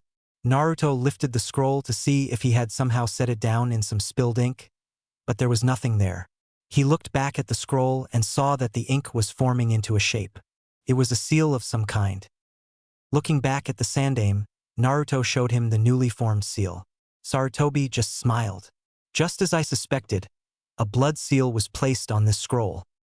"Blood seal?" asked a confused Naruto. Yes, it is a special seal that can only be released by a certain person. The Yondaime didn't want just anyone to be able to read this scroll. This seal will only open to you. All you have to do is wipe some of your blood across it and it will release. Okay. This was really shaping up to be a very strange day. Biting his thumb, Naruto spread some blood across the seal. There was a poof of smoke and Naruto found himself holding another scroll. He looked to the Sandaime for the okay and after receiving a nod opened the scroll. Dear Naruto, I don't know what you've been told yet, so I will tell you everything I can in this scroll. I am Namake's Minato, the Yondaime Hokage, and after tonight I will be dead. The Kyuubi no Kitsune is marching straight towards the village. Its intent seems to lay waste to all in its path. I am going to perform a jutsu that will seal away the demon at the cost of my own life. But I cannot seal it into just anything. No inanimate object could possibly hold the Kyuubi's massive power, nor could any animal or tree. The only possible container is a human body, more specifically the body of a newborn baby. Only a newborn can adapt to the Kyuubi's chakra and survive. That is where you come in, Naruto. I am truly sorry to say that I chose you to carry the Kyuubi. I know you must wonder why it was you who was chosen to carry this burden, an orphan with no family to take care of him. But I could not choose anyone else. How could I ask another parent to sacrifice their child if I wasn't willing to do the same? That is why you were chosen, Naruto, because you are my son. Naruto's eyes widened at this line. It can't be, the Yondaime was my father? For a long time Naruto didn't read the scroll in front of him. He simply stared at the script, as if it was some kind of mistake and the writing was going to change before him. Eventually his ability to think came back to him and he continued. I know that this must come as a shock to you, but it is true. You are Namake's Naruto, son of Namake's Minato and Uzumaki Kushina. Your mother was an incredible woman, Naruto. She was stubborn, impulsive, and wasn't afraid to start a fight. But she was also caring, kind, and the most beautiful woman I had ever met. I'm sorry, Naruto, but your mother passed away when she gave birth to you. Naruto's eyes filled with tears at reading this. So he truly was alone. His mother had died giving birth to him. She's dead because of me. Wiping away his tears, he forced himself to keep reading. Now don't even think of blaming yourself for her death. With the Kyuubi attacking, the stress became too much for your mother and she went into premature labor. Your mother would never forgive you if you put her death on your conscience. Ever since she found out she was pregnant with you, you have been the center of her world.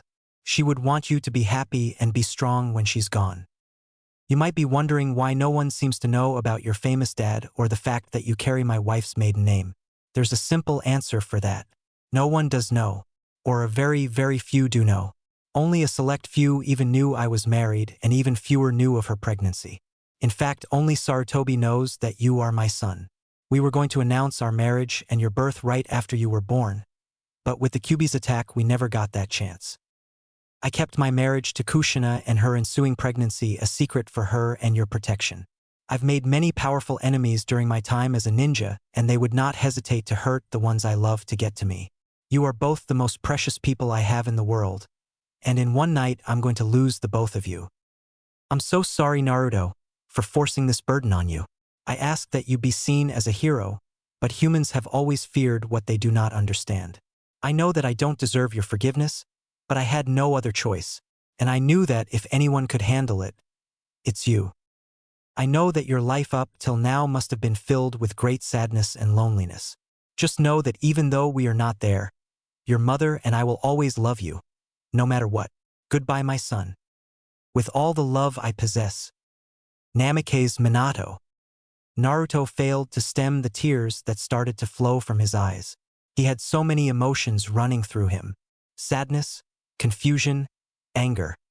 His own father had sealed the most powerful demon in the world in him. But these feelings were slowly being subverted as he absorbed what he had just learned. Understanding, completeness, and above all, happiness began to fill him. Ever since he was little, he was always taunted. Taunted because he wasn't the best ninja, because he had no friends. But the taunts that hurt the most were those that had to do with his parents.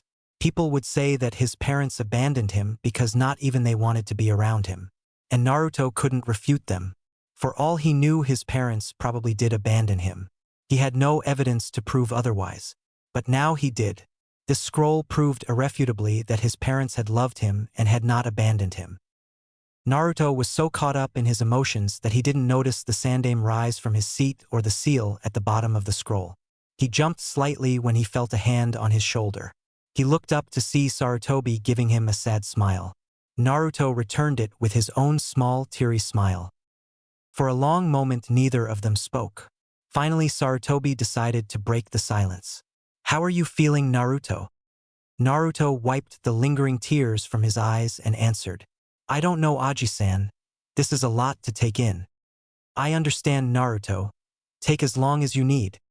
"Aji-san, do you think that maybe you could tell me about them sometime? When you're not busy, of course." Sarutobi smiled warmly at Naruto. "Of course, Naruto, anytime you want." "Thanks, Aji-san," Naruto said, a true smile spreading across his face. "Think nothing of it, Naruto," said Sarutobi as he walked back around his desk. "Now, since you know of your family, it's time to discuss your inheritance." This got Naruto's attention quickly.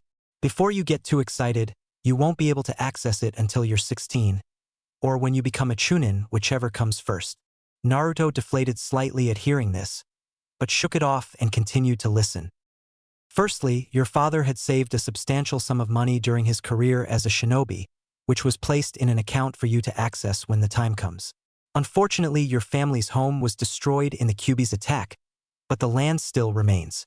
There are private training grounds located on said property, which you are free to use so long as you have written permission for me to use it on your person. This way no one should be too suspicious of you if they catch you training there. But it's doubtful that you'll be disturbed." At Naruto's questioning look, Sarutobi elaborated on his estate's location. His land was located a few miles outside of the village. It wasn't a huge plot of land, but there was still plenty of room. A large clearing comprised most of the estate, the center of which was where the Yondaime's house once stood, the ruins of which had been cleared away soon after its destruction. The clearing was surrounded by dense forest. Any path that would have led to the land had overgrown since then. A small stream ran through the back of the property. It was lined by large rocks and boulders. The training field was located between the stream and where the house once stood. Any training equipment that was there had most likely become unusable in the absence of upkeep, but Sarutobi said he'd gladly have any equipment replaced. From the Sandaime's description, Naruto thought the place sounded wonderful and perfect for his needs. The training field he had used this morning probably wouldn't be vacant every day, and he didn't want to always have to look for an empty one. His family's training field might have been a little out of the way, but it was definitely what he needed. "I just wish I had gotten to grow up there," he thought sadly. "Well, now that that's taken care of, is there anything else you'd like to discuss?" "I don't think so. Oh wait, you see, I've been kind of doing some extra training and I was wondering if you could help me out with some things," said Naruto hopefully. "Of course, Naruto. I'll help with what I can." Naruto sighed in relief. "Okay, well, I was reading up on some jutsus when I came across nature manipulation. I was wondering if you had one of those chakra cards, so I can figure out what nature type I am." Sarutobi sat and thought for a moment. "Naruto, I don't think it would be wise to begin studying nature manipulation just yet. It takes years to master one's element, and that's with diligent training. Don't worry, Aji-san. I'm not about to just jump into that kind of training just yet. I just thought it could be useful to know what my affinity is. That way I know to keep my eyes open for those types of jutsus." Sarutobi was surprised at Naruto's reasoning. It did make sense. Knowing your elemental affinity was certainly a handy piece of information. But training in your element could be dangerous, especially fire and lightning. He would just have to explain the dangers of improper training. "Very well, Naruto." Reaching into his desk, Sarutobi extracted a thin sheet of paper. "All you have to do is channel your chakra into the card, and it will reveal what affinity you have. If you are an earth type, it will turn to dust, water, and it will get wet. Lightning and the paper will crumble, fire it will burn, and if your affinity is wind, it will split in half." Nodding his understanding, Naruto accepted the card from the old man. Taking a moment to focus his chakra, he began to channel it into the card. The effects were immediate. Smiling broadly, Naruto put the chakra card on the desk, now split in half. "Interesting," said Sarutobi with a thoughtful expression. Wind is very well suited for offensive jutsus due to its slicing ability. But wind affinity is very rare in Konoha, although I do know of someone who could teach you. Really, who is it? Asked an eager Naruto. My son Asuma is also a wind type, although I would advise that you not seek him out until you are ready to begin your training. Now, is there anything else I could help you with? Yeah. Do you know where I can get some weights for strength and speed training? Sarutobi raised an eyebrow at this. Naruto certainly was full of surprises today. There's a small weapons shop on the other side of the village that's run by a friend of mine. You should be able to pick up a set of weights there. Here are the directions. Thanks, Aji-san. Well, I should get going now. After all, how am I supposed to take your job if I'm just standing around talking to you? With that, Naruto picked up the scroll from his father and rolled it back up. Once it was rolled up, the seal reformed so it couldn't be opened by anyone but Naruto. Naruto raised an eyebrow but shrugged it off. He stood and started to leave the room. When he reached the door, Naruto turned back towards the Sandaime. Really, Sarutobi-sama? Thank you for everything. He then opened the door and left. Sarutobi was stunned for a moment. He had never heard Naruto address him in a respectful manner. Shaking himself out of his shock, Sarutobi smiled. Minato Kushina, you would be so proud of the boy your son is, and the man he will become. Chapter 4. New Friends, New Teammates. Naruto awoke feeling groggy, but not nearly as much as the day before. Pulling himself out of bed, Naruto began his morning routine. He went to the bathroom to freshen up, and then came back out to eat a quick breakfast. After a quick shopping spree, Naruto now had a bit more to eat for breakfast than ramen. After an actually balanced breakfast, Naruto put on his training clothes and his new weights. He only put 10 pounds on each limb. He rather liked not having his shoulders torn out of their sockets whenever he threw a punch. He'd just have to gradually increase his weights. Naruto looked down at the bands that now adorned his wrists and ankles. He had found the shop fairly easily yesterday after leaving the Hokage Tower. It was a small shop that definitely didn't look like it catered to shinobi. Maybe that's why Naruto had never noticed it before. The shop was run by an old man, with graying brown hair and a prosthetic leg, named Kaido. Kaido was a retired shinobi who opened his shop shortly after losing his leg in the war with Iwagakure. When Naruto entered the shop, the old man seemed to have been expecting him, as he already had the weight bands on the counter. Kaido explained that Sarutobi had sent word that he'd be coming to look for some training weights. He then showed the bands to Naruto. Each band had 10 pouches to hold weights in, and each of these pouches had a seal on it. Kaido explained that the seals were used to increase the weight of whatever was placed inside by 10-fold. So if you put a 1-pound weight in the band, it would become 10 pounds. The bands were made of a very durable material that could hold a total of 500 pounds each. Once you exceeded that weight, the bands would most likely tear, and the seals would immediately cease working. Kaido also went on to show Naruto his selection of kunai and shuriken. Once he noticed Naruto's current set. When he found out how old they were, the old man was appalled. So now Naruto was the proud owner of new training weights and a brand new kunai and shuriken set. The fact that it all cost a fraction of what he'd normally pay was just icing on the cake. Naruto soon left his apartment, with 10 pounds strapped to each limb. Walking around with weights on was definitely going to take some getting used to. He walked to the village gates as he did yesterday, but instead of turning to do laps around the village, he began to head towards his family's estate. Naruto planned to do his morning workout there from now on, as well as practicing any particularly powerful or forbidden jutsus. As he began his run, Naruto recounted what happened after his visit to Kaido's shop. If he thought finding out about his family and discovering a new place to get supplies was enough for one day, he was sorely mistaken. Flashback. Naruto had just left Kaido's shop. He was heading for his apartment to replace his weapons and put on his weights. However, he was interrupted when he noticed he was being followed. It wasn't difficult to figure out. Whoever was following him wasn't exactly a pro. It took him a moment, but he eventually recognized his pursuer as the kid from the Hokage Tower. What was his name again? Oh yeah, Konohamaru. Naruto tried to ignore Konohamaru for a while, but his stalking methods were pitiful. He decided to put an end to this little game as he walked past a section of horizontal fencing, so the kid would stop from further embarrassing himself. All right, come out now. Your disguise is pathetic. Even an academy student could see through it. Soon the horizontal planking lowered to reveal a sheepish-looking Konohamaru. Hee. I guess I should have known I couldn't fool an awesome ninja like you. Naruto raised an eyebrow at this. Okay, so why are you following me? Konohamaru grinned broadly as he answered. I want you to train me. Naruto's jaw dropped. What? Why do you want me to train you? Don't you already have a teacher? The boy's face dropped a little. Yeah, but he's always going on about he's my best chance at becoming Hokage. His face brightened when he looked up at Naruto.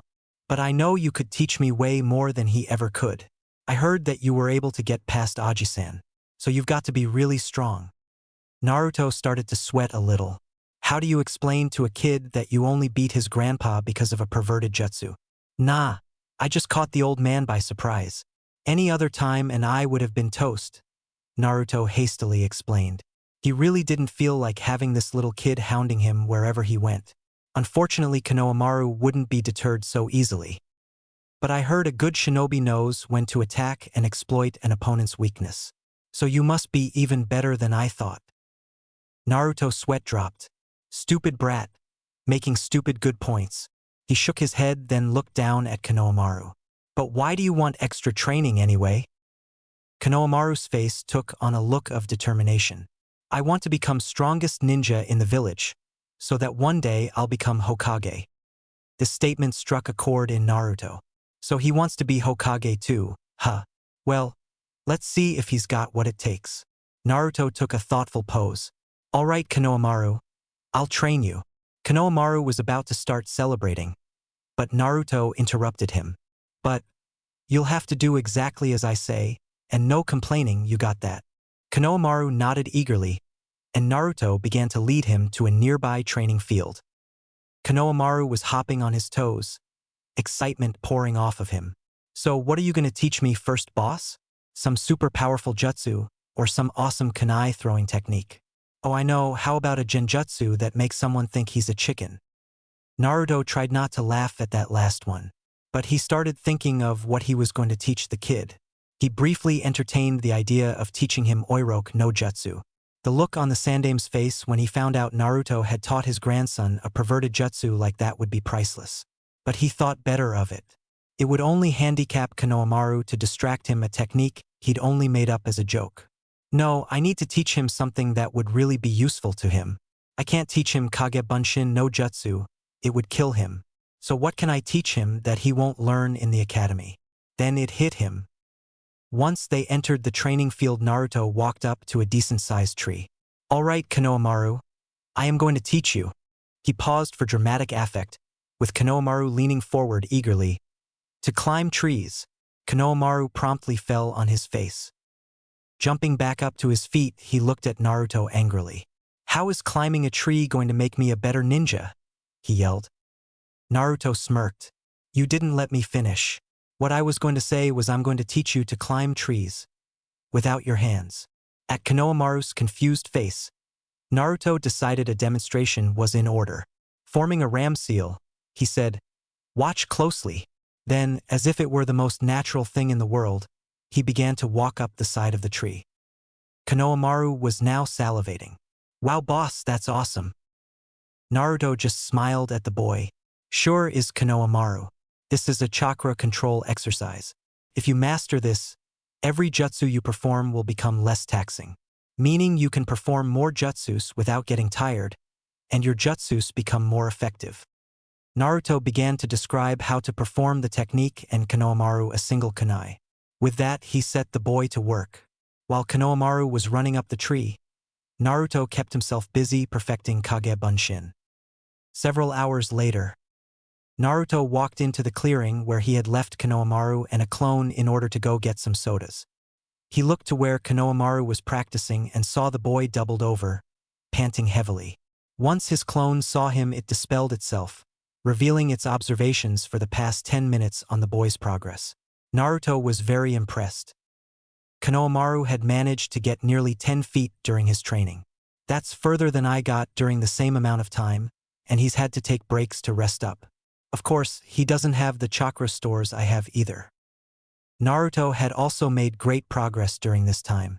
It had taken him some time, but he had managed to gain a good degree of accuracy when creating his clones.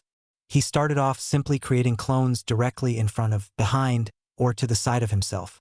Eventually, he began to stretch the distance between himself and his clones. After that, he began to experiment with the latitude of the clones. He noticed that the further away he created his clones, the more concentration he needed to ensure their accuracy. Currently, Naruto could create a clone accurately 10 feet away from him with minimal concentration. He was hoping to increase the distance with more training. Looking down on the exhausted boy, Naruto called out to him, "Hey Konohamaru, take a break, you've earned." He invited the boy to sit next to him on a log, handing him a soda as he did. "Thanks, boss," said Konohamaru. They sat in peaceful silence for a moment. Naruto decided to ask a question that had been on his mind for a while. "Hey Konohamaru, why are you so set on becoming Hokage?" Konohamaru's eyes became slightly downcast. "My grandfather named me Konohamaru, after the village. But the thing is, no one sees me as Konohamaru. To them, I'm just the Sandame's grandson. That's why I want to become Hokage. Then people will recognize me for me, and not who I'm related to. And training with you is the best shortcut to becoming Hokage." Naruto looked at Konohamaru for a moment. "He's just like how I was. He wants to be recognized for whom he is, and not for something he has no control over." "You're wrong, Naruto said at length. Konohamaru looked up at him with a questioning gaze. "There are no shortcuts to becoming Hokage. You have to work at it, sacrifice your blood, sweat and tears. But that's not all. You also have to be willing to give your very life for the protection of the village. Someone doesn't become Hokage for themselves, but for the village." Konohamaru just sat there, stunned by Naruto's words. "Is respect the only reason I want to become Hokage? Am I that selfish?" He was distracted from his musings by the arrival of his teacher, Ebisu.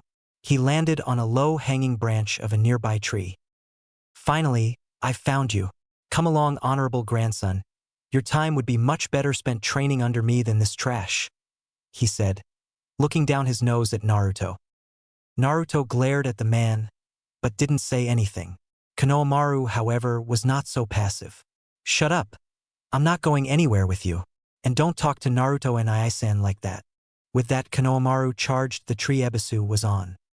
Ebisu merely sighed to himself. He knew Konohamaru didn't have the strength or agility to jump to the height he was. So imagine his surprise when Konohamaru started to run up the side of the tree. The boy didn't quite make it to the branch Ebisu was on before losing control, but it was impressive nonetheless. Ebisu was so shocked. He didn't notice the clone that appeared behind him. With a well-delivered punch, Ebisu now lay unconscious on the ground with Naruto grinning widely nearby. Konohamaru looked at the blonde genin in awe. Naruto turned to his young friend. "Remember, Konohamaru, the road to Hokage is long and difficult. You have to train harder than anyone to obtain the skills for becoming Hokage. And once you've done that, you still have to face me," Naruto said with a fox-like grin. Konohamaru was silent for a moment before he looked up at Naruto, a look of determination in his eyes. "All right, Naruto, from now on I'm no longer your student, but your rival. And one day we'll face each other to see who becomes the Hokage." Naruto smiled widely at the boy. "I'll look forward to that day, Konohamaru. I really will." The boys shook hands and went to Ichiraku's for dinner. Flashback ends. Naruto was pulled from his reminiscing when he finally reached his destination. Taking a moment to catch his breath from the run, Naruto looked up to observe his new surroundings. It was just as Sarutobi described it and then some. The clearing was quiet and peaceful, the grass kept short by grazing forest animals. He could hear the running water of the stream nearby along with the sounds of the forest and its inhabitants. Naruto took it all in and felt his body and mind begin to relax. He might have never been here, but to him it felt more like home than his own apartment. Naruto shook himself out his stupor and proceeded with his workout. Using weights during his workout was incredibly taxing on Naruto's body. By the time he was finished, Naruto had trouble standing, let alone moving. "My body feels sore in places I didn't know could feel sore. This is definitely going to take some getting used to. Naruto groaned as he made his way to his feet.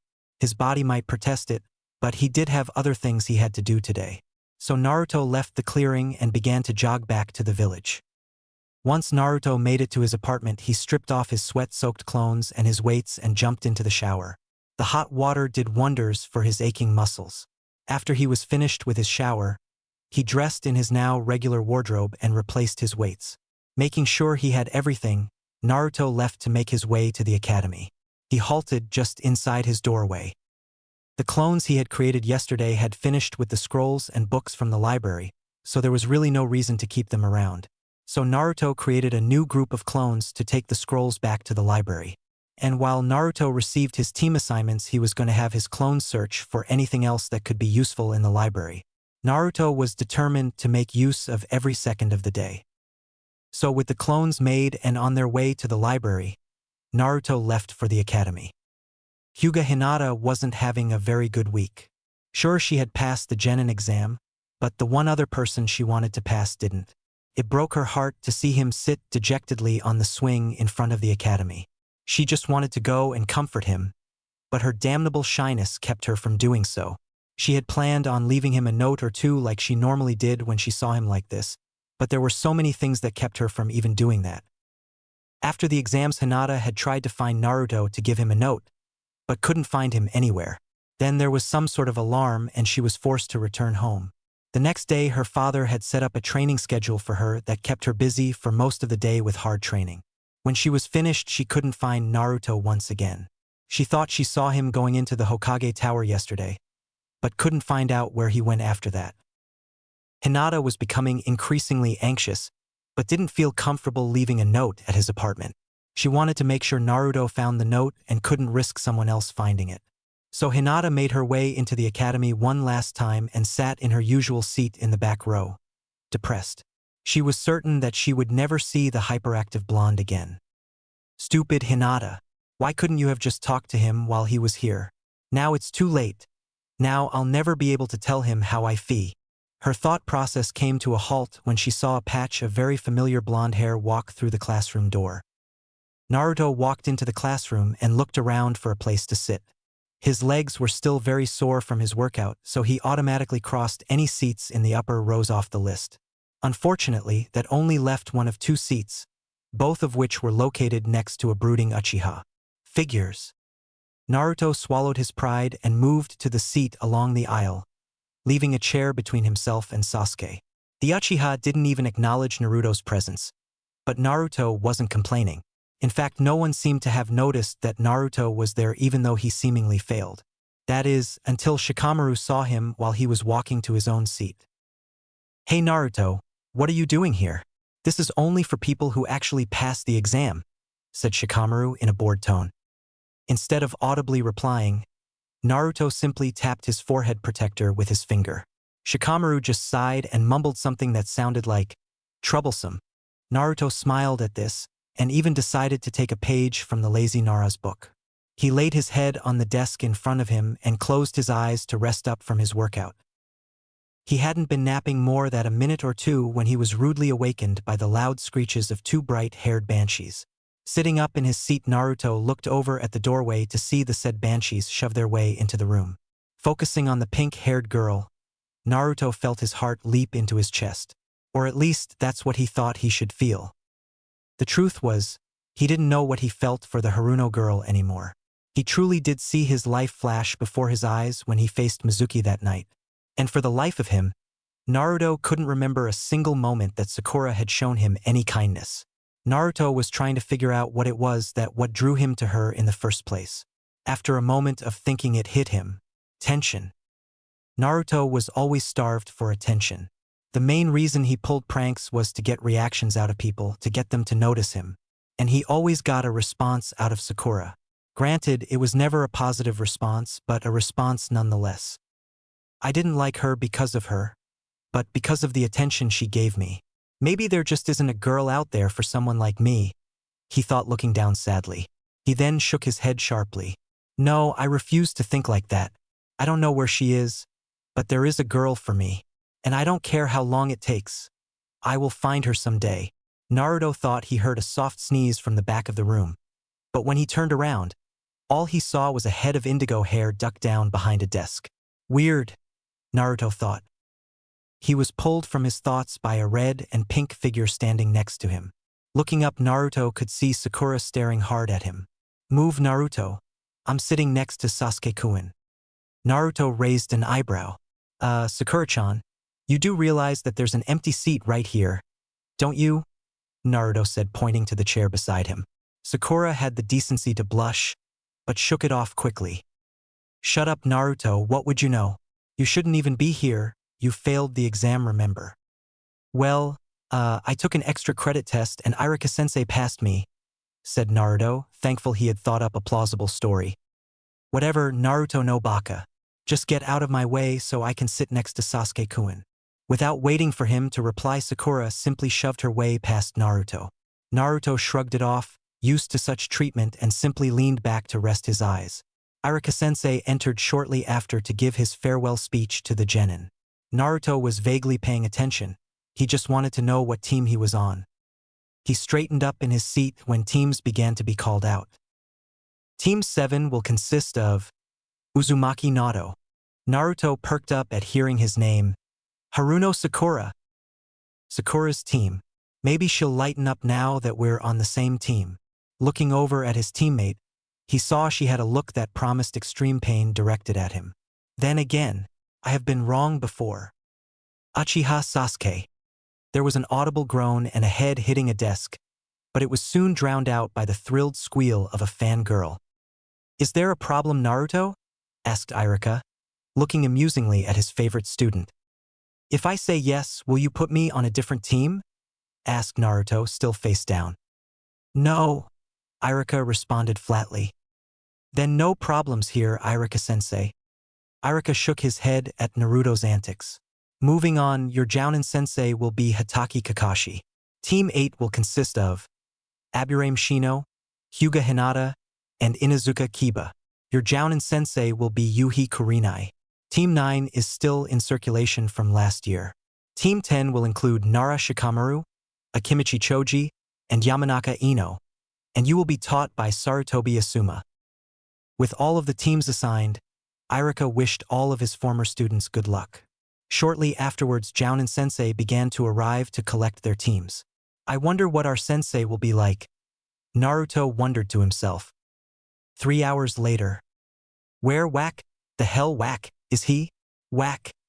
Asked Naruto, while repeatedly slamming his head into his desk. Sakura and Sasuke were wondering the same thing, although they were expressing their annoyance in much less violent means.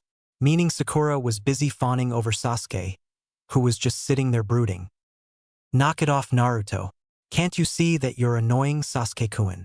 This only added to Naruto's sour mood. Oh well, at least I dropped some clones off at the library, so this time isn't being completely wasted. Naruto stood up from his seat to find some way to relieve his boredom. He then spotted the chalkboard eraser. I know it's lame, but I gotta do something. Picking up the eraser, he walked to the doorway and wedged the eraser between the frame and the door. Stupid dobe, he's a jounin, an elite ninja. He's not gonna fall for some stupid prank like that, said Sasuke with a sneer. Yeah, Naruto, why don't you use your head for once? Harped the fangirl. Naruto was about to retort, but stopped when he heard approaching footsteps. Well, it's about time, thought Naruto. He walked to his seat without saying a word, and watched the door intently. Confused by his behavior, his teammates looked to the door as well. After a moment, the door slid open and a silver head of hair popped through the crack. Yo! He started, but was cut off when the eraser landed directly on his head. The room was completely silent, the assembled genin stunned at the fact that it actually worked. Naruto fought valiantly to keep a straight face, but the looks on his teammates' faces was just too much. First a smile cracked across his face, and then a snort escaped his lips. Soon he fell out of his chair, laughing his ass off. Ha ha ha. I can't believe you actually fell for that. This guy's supposed to be a jounin, and can't avoid a simple prank, Sasuke thought to himself. Sakura, ever the bookworm, immediately began to apologize for Naruto's antics. I'm sorry, sensei. Naruto's an idiot, and thought it would be funny. Kakashi didn't show any indication that he was listening to what she said. He merely patted the chalk dust out of his hair and looked at the three genin. My first impression of you is, I don't like you very much. Meet me up on the roof in 5 minutes. With that, Kakashi disappeared in a puff of smoke. After taking a moment to grumble about stupid late senseis with no sense of humor, Naruto stood up and made his way to the roof. His two teammates followed shortly after. Once they made it to the roof, they each took a seat across from their lazy sensei, who was currently reading from an orange book. Kakashi snapped his book closed and looked at his genin. Well, now that we're all here, why don't you tell me something about yourselves? Like what, Kakashi-sensei? Asked Sakura. You know, likes, dislikes, hobbies, dreams for the future, those kinds of things, Kakashi responded lazily. Why don't you go first, Kakashi-sensei? Just to show us? All right, I'm Hatake Kakashi. I don't feel like telling you about my likes or dislikes. Dreams for the future. Well, I have lots of hobbies. The three genin all had the same thought. All he told us was his name. Okay, now it's your turns. How about you, Pinky? He said, pointing to Sakura. Sakura bristled at the nickname, but gave him his answer. I'm Haruno Sakura. She looked at Sasuke and let out a squeal. I dislike Naruto Baka and Ino Pig. My hobbies and dream for the future. She looked at Sasuke and let out another squeal. Oh goody, a fangirl, just what I need, thought Kakashi as his shoulders sagged slightly. Right, now you, Mr. Sunshine, he said, pointing to Sasuke. Sasuke didn't react to his nickname, instead just crossing his fingers in front of his face. My name is Uchiha Sasuke, he said, making sure he put an emphasis on the Uchiha. I don't like many things. I dislike a lot of things. I don't have time for hobbies. I don't have a dream, it's more of an ambition to kill a certain man, he finished darkly. Sakura just stared at him dreamily. He's so cool. I figured as much, hopefully I can break him out of that state of mind, thought Kakashi. You're up, Blondie. His gaze finally resting on Naruto. I'm Uzumaki Naruto. I like ramen and training. I dislike people who treat others badly and those who judge people without knowing them. My hobbies are training and trying different kinds of ramen. And my dream for the future is to become Hokage, so I can protect everyone precious to me. Kakashi took a moment to study his possible subordinates. From her test scores, Sakura's obviously the smartest of the group, but physically and chakra capacity-wise, she's by far the weakest. If she doesn't start taking training seriously, she'll never make it as a shinobi. Sasuke has a lot of potential, especially after he activates his Sharingan. But his focus on revenge could be a problem. I'm sure I can break him out of that mindset. Even if they don't pass the test tomorrow, I'll probably take him as an apprentice, if only to pay back Obito. And finally, Naruto. Kakashi had never held any animosity towards the boy for what he carried. He had far too much faith in his former sensei to question his ability to seal the demon. But that doesn't mean that he ever took any special interest in him either. Naruto was dead last in his class, and only just managed to graduate by learning Kage Bunshin no Jutsu. All he seems to have going for him is his large chakra reserve, although he does seem to have the right state of mind. Okay, now that that's out of the way, tomorrow we start our duties, and we'll begin with survival training. But Kakashi-sensei, we've already done survival training, stated a confused Sakura.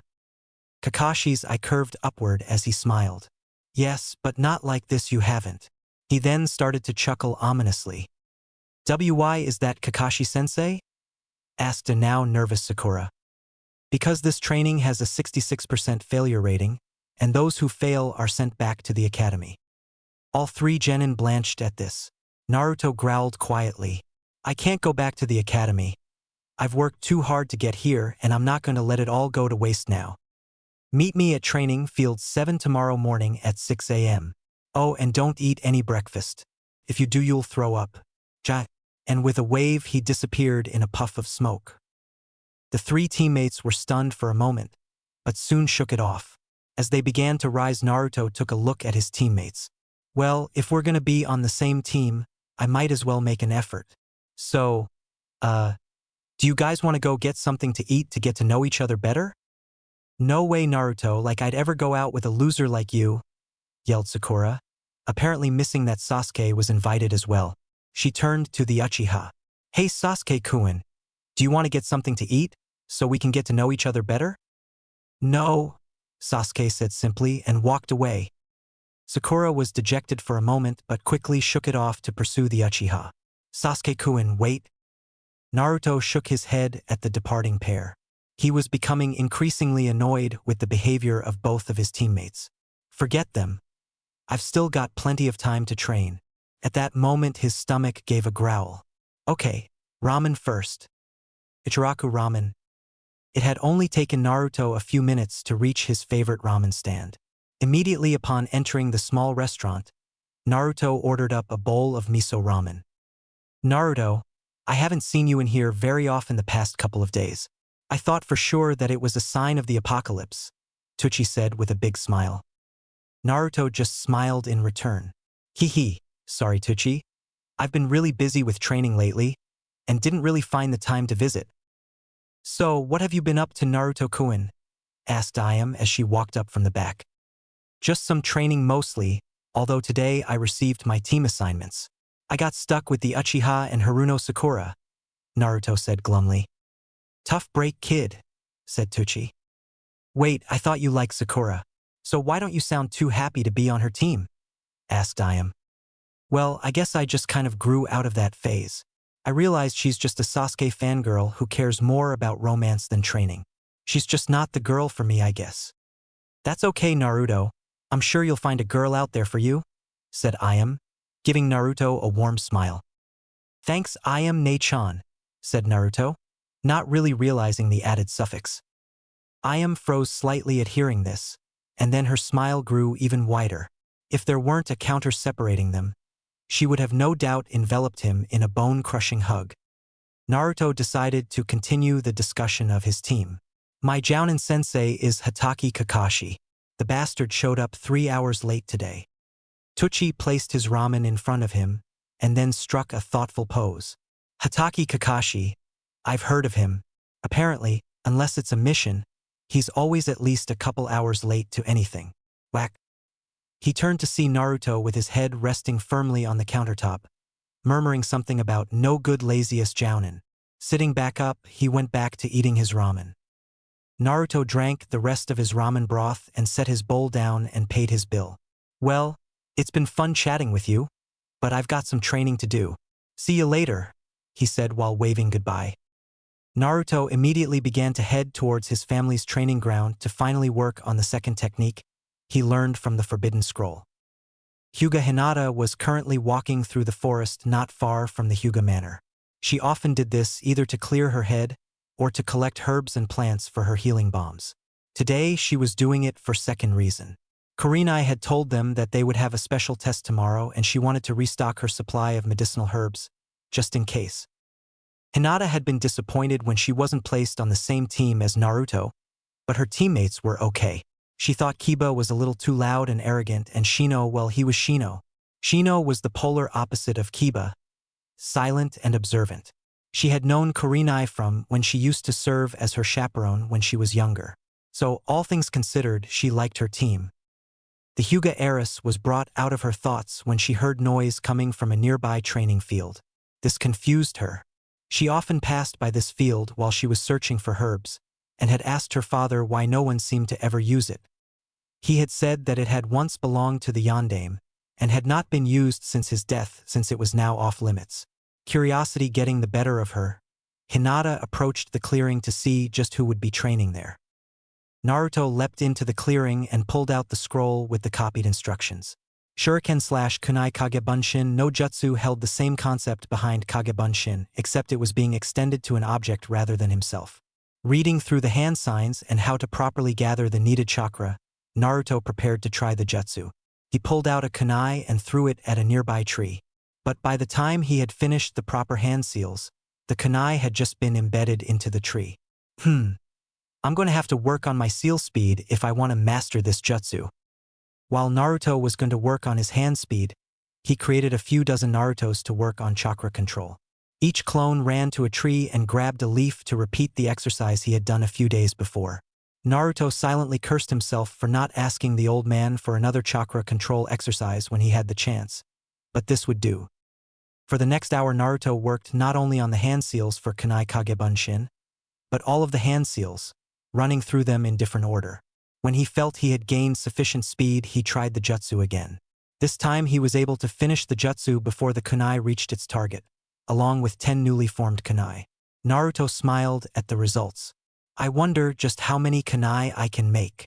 For another hour, Naruto steadily increased the amount of kunais he could make with each throw. On his last throw, he was able to create several dozen kunai that showered not only the tree he was aiming at, but also those surrounding it. Well, I guess I won't have to worry about missing.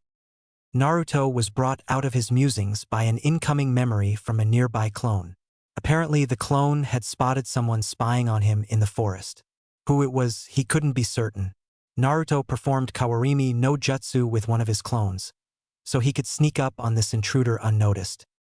Hinata was stunned by the sight before her. Dozens of Narutos were racing up the trees surrounding the clearing, each with a leaf on their forehead. What further amazed her was the jutsu that the real Naruto had just performed. She was so stunned that she hadn't noticed the clone that had spotted her. Nor did she notice Naruto perform a substitution. Hinata was also arguing with herself about what to do now. She knew the training field was off limits, but she doubted Naruto knew that. She didn't want him to get in trouble, but she just couldn't bring herself to walk out there and tell him that. Hinata, what are you doing? Asked a confused voice from behind her. Hinata froze. She knew whose voice that was. Slowly, she turned around to face the one who caught her. She was greeted by the sight of Naruto with a confused expression, head slightly tilted to the side, which Hinata found adorable. Blushing horribly, Hinata tried to stutter out a reply. Naruto saw her face go red and that she was having trouble speaking. Nah, Hinata, are you feeling all right? You look like you might have a fever. Without giving it a second thought, he placed his hand on her forehead to check her temperature. This was too much for Hinata, who promptly fainted. Naruto was quick to catch her before she hit the ground. Hinata? Hinata? Naruto was starting to panic a little. Crap, what the hell happened? Why'd she faint like that? What do I do? He then began to list his options. I can't take her home, because I have no idea where she lives. And I can't really walk into the village with an unconscious girl in my arms. The villagers will probably accuse me of attacking and trying to kidnap her. Damn it. I guess there isn't really anything to do but wait till she wakes up. Naruto walked back into the clearing carrying Hinata bridal style. He gently sat her down against a tree near the stream on the property. As he set her down, though, something unexpected happened. She snuggled up against him and wrapped her arms around his waist. Enichim, she mumbled into his chest, but he couldn't make it out. Now he was in trouble. In a panic, Naruto quickly performed Kawarimi with a nearby clone. The clone looked up at his creator with a look of one who was just thrown to the lions. Throwing an apologetic look to the clone, Naruto went back to training until she woke up. 10 minutes later, Naruto received the memory of the clone with Hinata. It had dispelled itself when she began to come to. Collecting his kunai, Naruto made his way back to the girl as she came to. Hinata woke up groggily, confused as to why she was resting up against a tree in some strange clearing. Before she could further question her situation, a voice grabbed her attention. Hey Hinata, how are you feeling? You gave me quite a scare back there. Instantly Hinata was wide awake, remembering the events that had happened moments before. She looked up at Naruto with wide eyes. Her eyes have a shade of lavender in them, Naruto thought, but quickly shook his head. Where did that come from? I am sorry, Naruto-kun. I didn't mean to bother you, Hinata said in a quiet voice. No, I was just worried about you, that's all, he said with a comforting smile. Silence fell between the two for a moment, before Naruto decided to break it.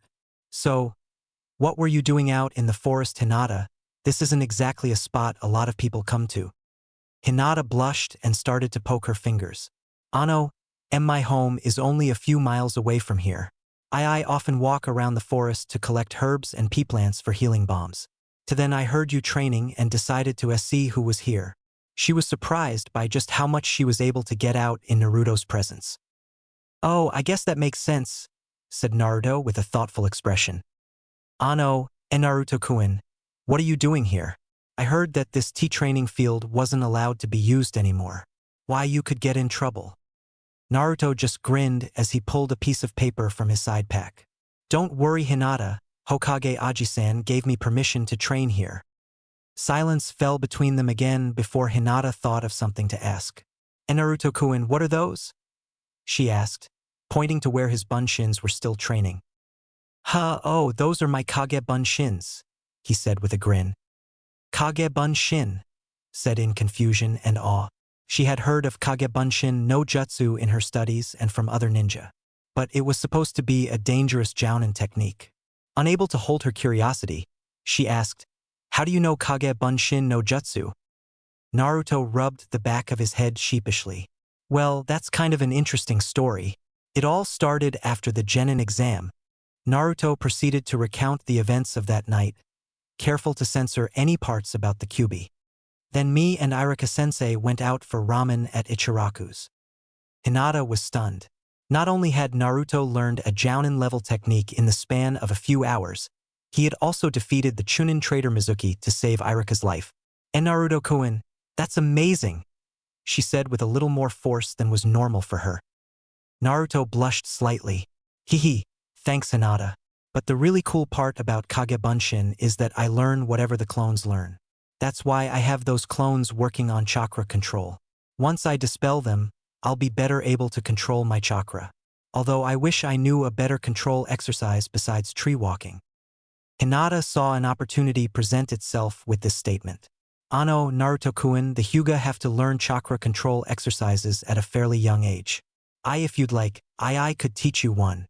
She held her breath for his response. "Really? Hinata, that would be awesome," he yelled excitedly.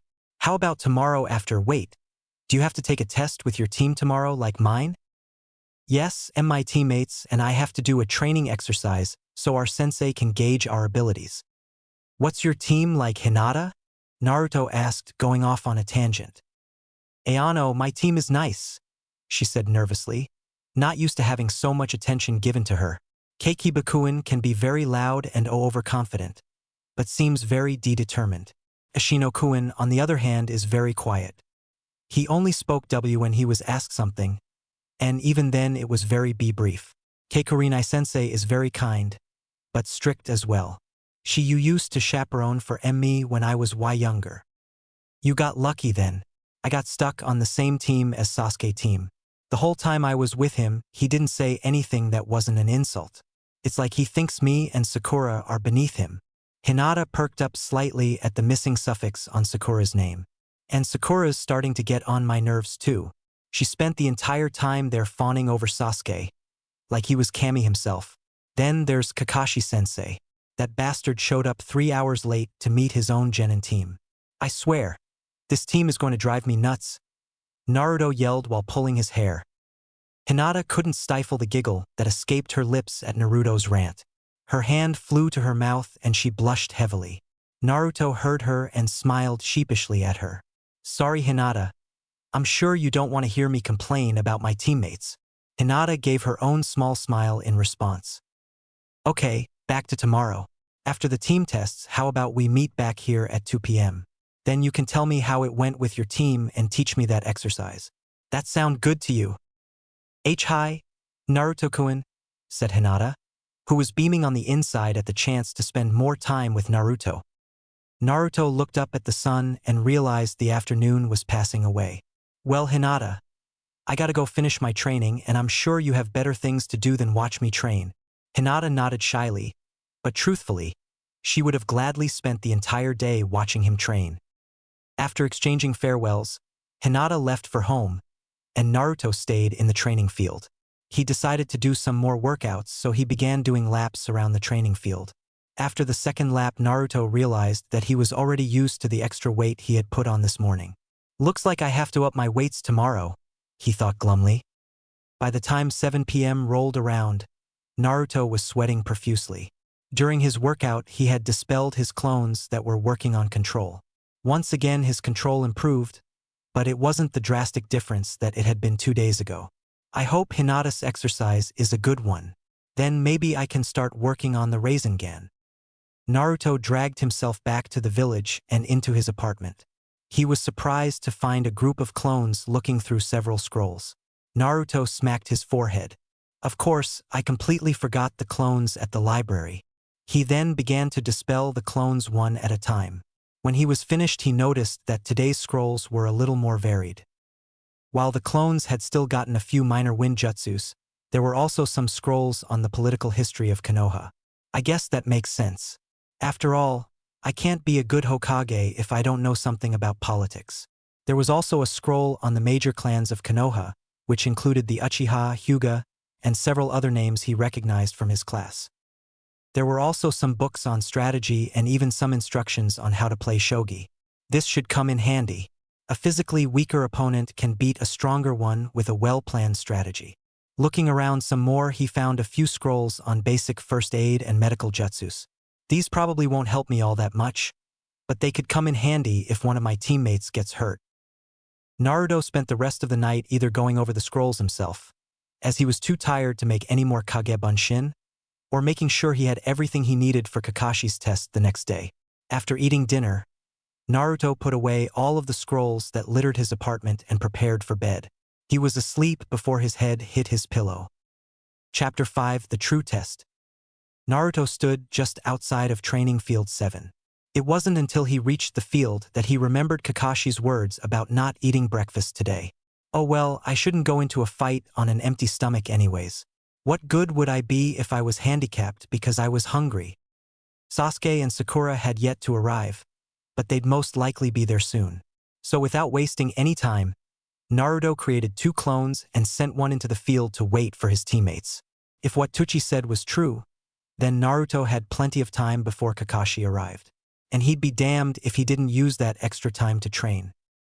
Naruto watched as his second clone took his position in a nearby tree, giving him a clear view of the first clone. If by the off chance Kakashi actually showed up on time, the hidden clone would disperse and the real Naruto would return to replace the clone in the field. With the clones in position, Naruto made his way to a nearby vacant training field.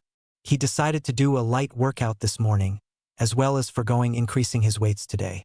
It wouldn't do for him to exhaust himself before Kakashi's test. After a half-hour of warm-ups, Naruto took a seat near a tree and pulled out a few scrolls he'd brought from his apartment. Naruto didn't want to waste the energy of leaving clones at his apartment, so he brought a few with him.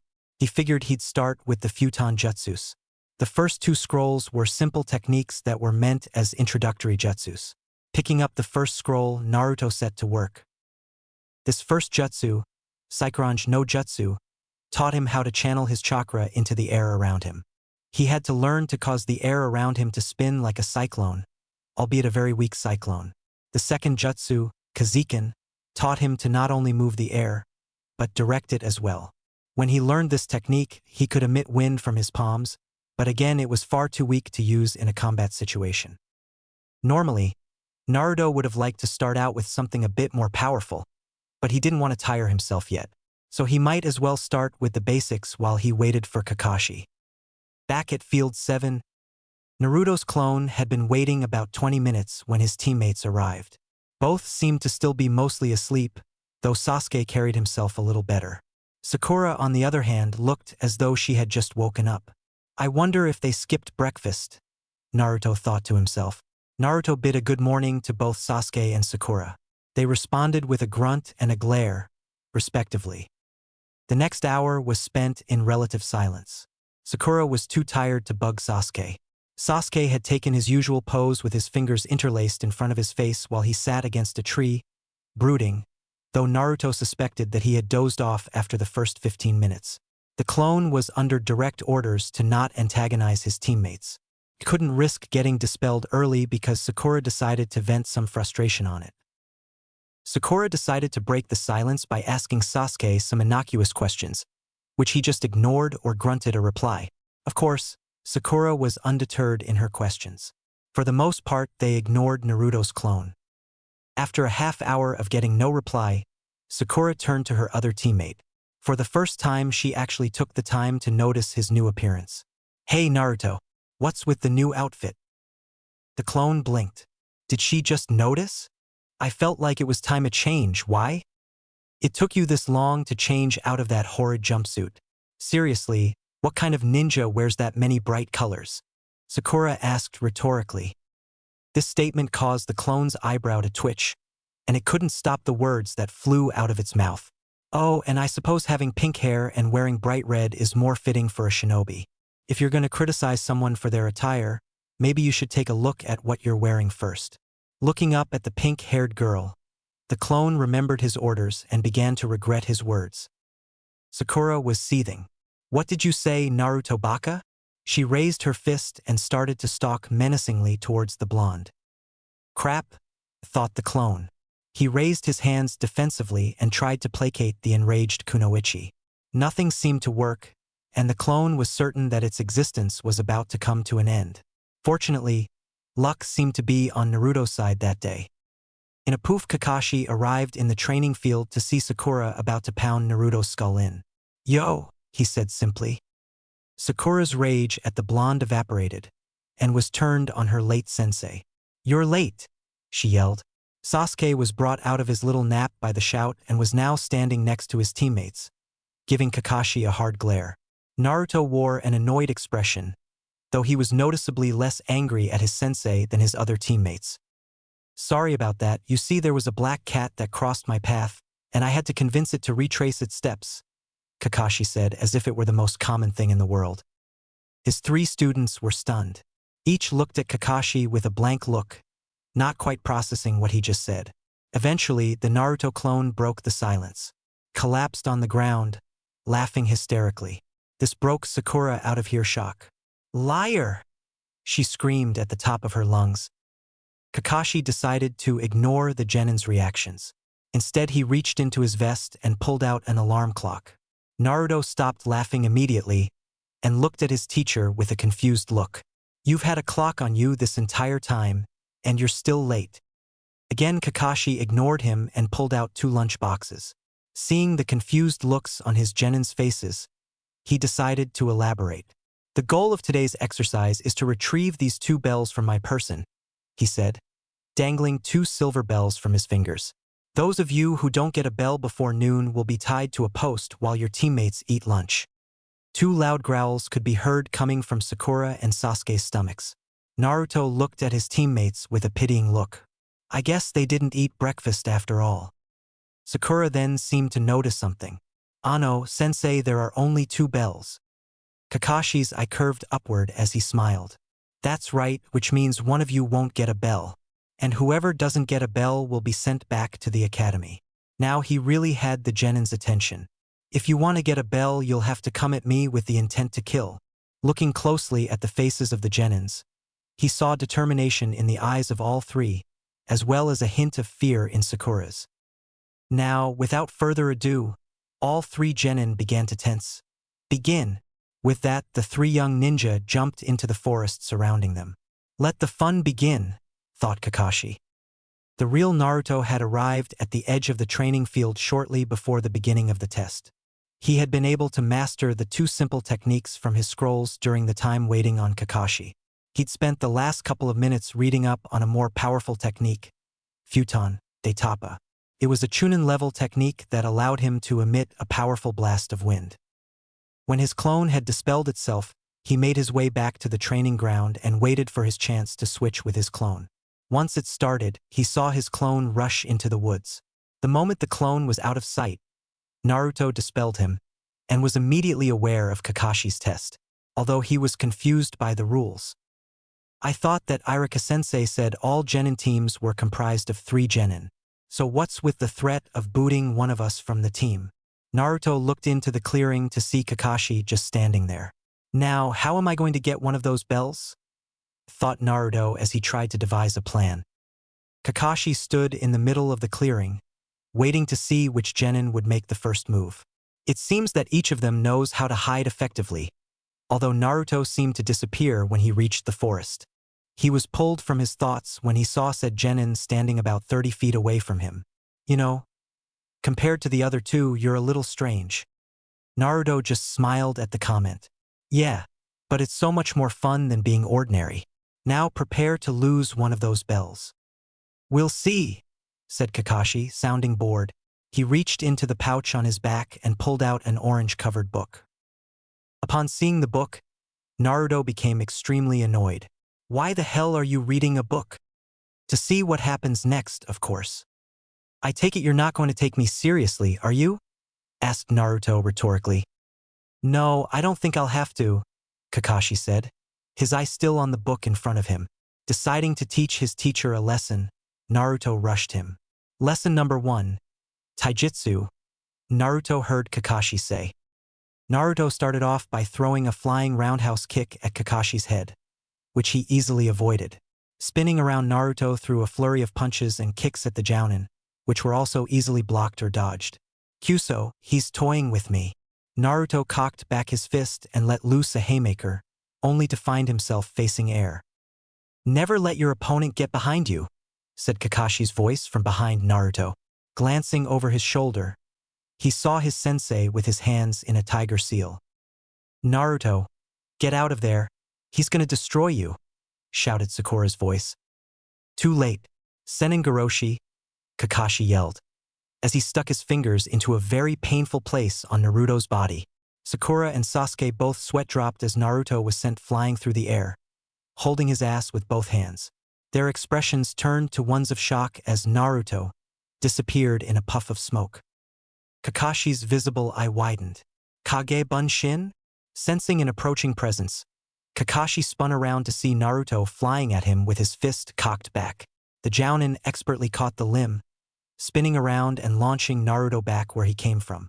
But Naruto wasn't done yet. Turning in midair so he was facing Kakashi, Naruto formed the hand seals for Kage Bunshin. 2 clones appeared in front of him, each grabbing an arm, and with all their strength, threw him back at the Jounin. Naruto curled into a ball and spun in a front flip. Impressive, he used Kage Bunshin to redirect his momentum.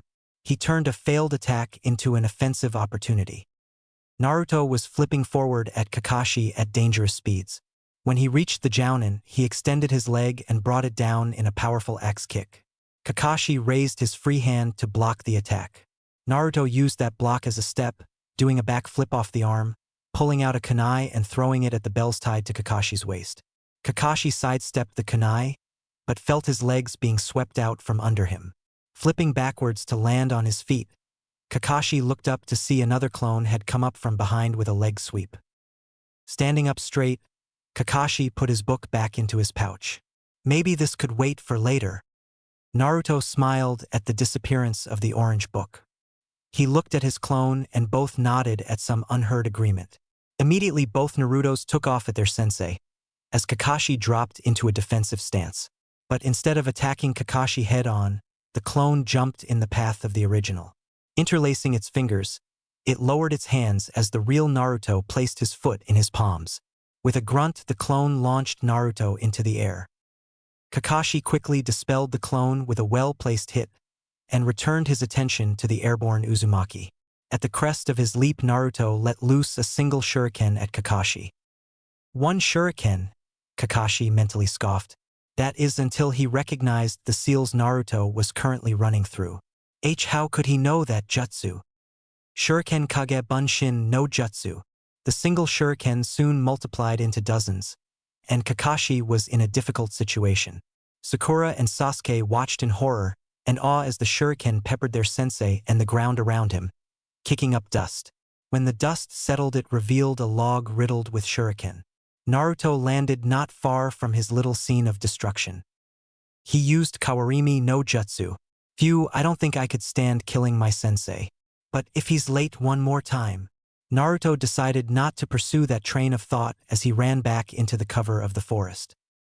Kakashi watched Naruto from his hiding place in a nearby tree. I thought all he learned was Kage Bunshin no Jutsu. His file didn't say anything about Shuriken Kage Bunshin no Jutsu. He decided to push these thoughts aside for now and find his other 2 charges. Sasuke watched his blonde-haired teammate leave the clearing, his eyes burning with envy. Where did the dobe learn those jutsu? They weren't taught in the academy. So how can he know them? Naruto ran through the forest, looking for suitable hiding spot. After he found a place under a tree, he stopped to try to come up with another plan. Alright, taking him on in a straight taijutsu fight isn't going to work. And he hasn't even used ninjutsu besides kawarimi. He's just too damn good. How the hell am I supposed to get in close enough to get a bell from a jounin? He was interrupted from his musings when he heard a scream from another part of the forest. That was Sakura. He stood and began to make his way to where the scream had originated. He found Sakura unconscious in a small clearing not far from where he was. Kneeling down beside the girl, he began to inspect her for injuries. There aren't any physical injuries. Genjutsu? Naruto paused a moment to remember what methods he could use to break a genjutsu. 1. You stop the chakra flow in your body so the genjutsu has no anchor. 2. You emit a pulse of chakra to disrupt the genjutsu. Or 3. Have someone else channel chakra into your body to disrupt the jutsu. Since she's not really in a state to use the first two, I guess I have to go with option 3. Naruto reached down and touched Sakura's shoulder, channeling a small amount of chakra into her body. Soon enough, Sakura began to stir. Her eyes blinked open and she began to sit up. For a moment she held a confused look on her face, but her eyes widened as she remembered what had happened. She jumped to her feet and frantically began to scan the clearing. But she didn't find what she was looking for, and her eyes finally rested on Naruto. "Where's Sasuke-kun?" she barked out. "Gee, nice to see you too. Anyway, I'm sure the Uchiha's trying to get one of the bells as we speak, although I doubt he'll be able to get one." "What would you know, Naruto? Sasuke-kun will be able to get one of those bells no problem," said Sakura matter-of-factly. "Right, except for the fact that he's facing a jounin and we're just genin. There's no way that we can face him by ourselves," said Naruto. "Oh yeah, Naruto. Then what's the point of the test if we can't even get the bells?" Naruto didn't have an immediate answer to this, so he sat down and thought it over. Either Kakashi has a ridiculous set of standards, or there's more to this test than he let on. But what could it be? What's the point of having us get a bell that we have no chance of getting by ourselves? Naruto's eyes widened at this thought. By ourselves. Before he could pursue this train of thought, he and Sakura heard an explosion somewhere in the training grounds. "Sounds like your boyfriend's going for one of the bells right now. Come on, let's go check it out." Sakura simply nodded, eager to see Sasuke in action. It didn't take long for the pair to reach their destination, although they were a little surprised by what they found. Sasuke was buried up to his neck in the ground, so only his head shone. Sakura let out a horrified shriek and passed out. Naruto looked at his pink-haired teammate and just shook his head. "Way to go, Uchiha. And I had just woken her up too." He then walked over to his buried teammate with a wide grin on his face. "So Sasuke, what do you think? Are we gonna have 6 more weeks of winter?" Naruto said before he burst out laughing. Sasuke shot Naruto the dirtiest look he could, but due to his current predicament it only succeeded in making Naruto laugh harder. After a minute of laughing at the misfortunes of the Uchiha, Naruto calmed himself down. "Looks like you could use some help, Sasuke," said Naruto in an oddly serious voice. "I don't need help from a dobe like you," Sasuke spat out. "Really?" said Naruto in mock surprise.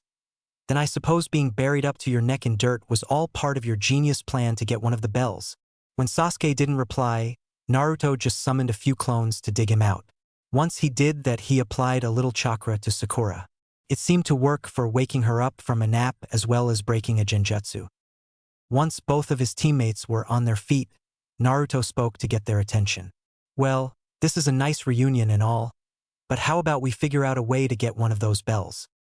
Both genins looked at him as if he had grown a second head. "And what makes you think that I even need help from either of you?" asked Sasuke. Naruto let out a sigh. "Because, Sasuke, we're facing a jounin. How is a genin supposed to take on a jounin all on their lonesome?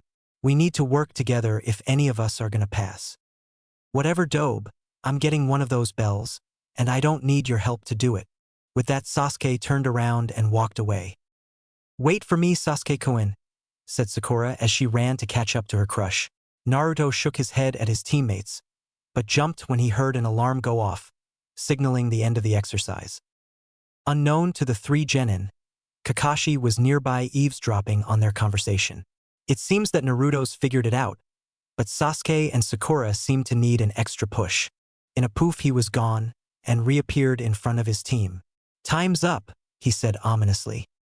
10 minutes later found Team 7 back where they started, except this time with one of them tied to a training post. Sakura squirmed against the ropes that bound her. "Why am I the one that's tied up, sensei?" "Because Sakura, out of all 3 of you, you were the only one who didn't attempt to retrieve a bell." Sakura hung her head dejectedly. "But I have good news. Naruto is the only one going back to the academy." Naruto's head snapped up to look at his sensei. He glanced to his fellow genin to see a smug look on Sasuke's face, and one of pity on Sakura's. Clenching his fists, Naruto was about to go off on a rant, but Kakashi's next words stopped him. "So, congratulations, Naruto." Naruto's look of rage was instantly replaced by intense confusion. "Why should you be congratulating me?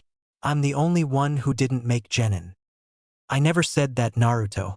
You deserve a second chance at becoming a genin, while Sasuke and Sakura should drop out of the program altogether." Now it was Sasuke and Sakura's turn to gape at Kakashi. Why should Sasuke-kun and I quit? Naruto was dead last in the academy," said Sakura. "Because Sakura, Naruto is the only one here who realized the true purpose of the test. You two, on the other hand, don't deserve to be ninja." Sasuke was furious. How dare he stop me from reaching my goal? Without thinking clearly, he rushed Kakashi with a kunai in hand. Faster than any of the genin could follow, Sasuke was thrown to the ground with Kakashi sitting on his back. "Hey, you can't sit on Sasuke-kun like that," Sakura shrieked. Kakashi just ignored her though. "This test was never about getting the bells off of me. They were merely used to distract you from the test's true purpose." "True purpose?" asked Sakura. "Teamwork," Naruto and Kakashi said at the same time. Kakashi looked at Naruto with a smile. "That's right, Naruto.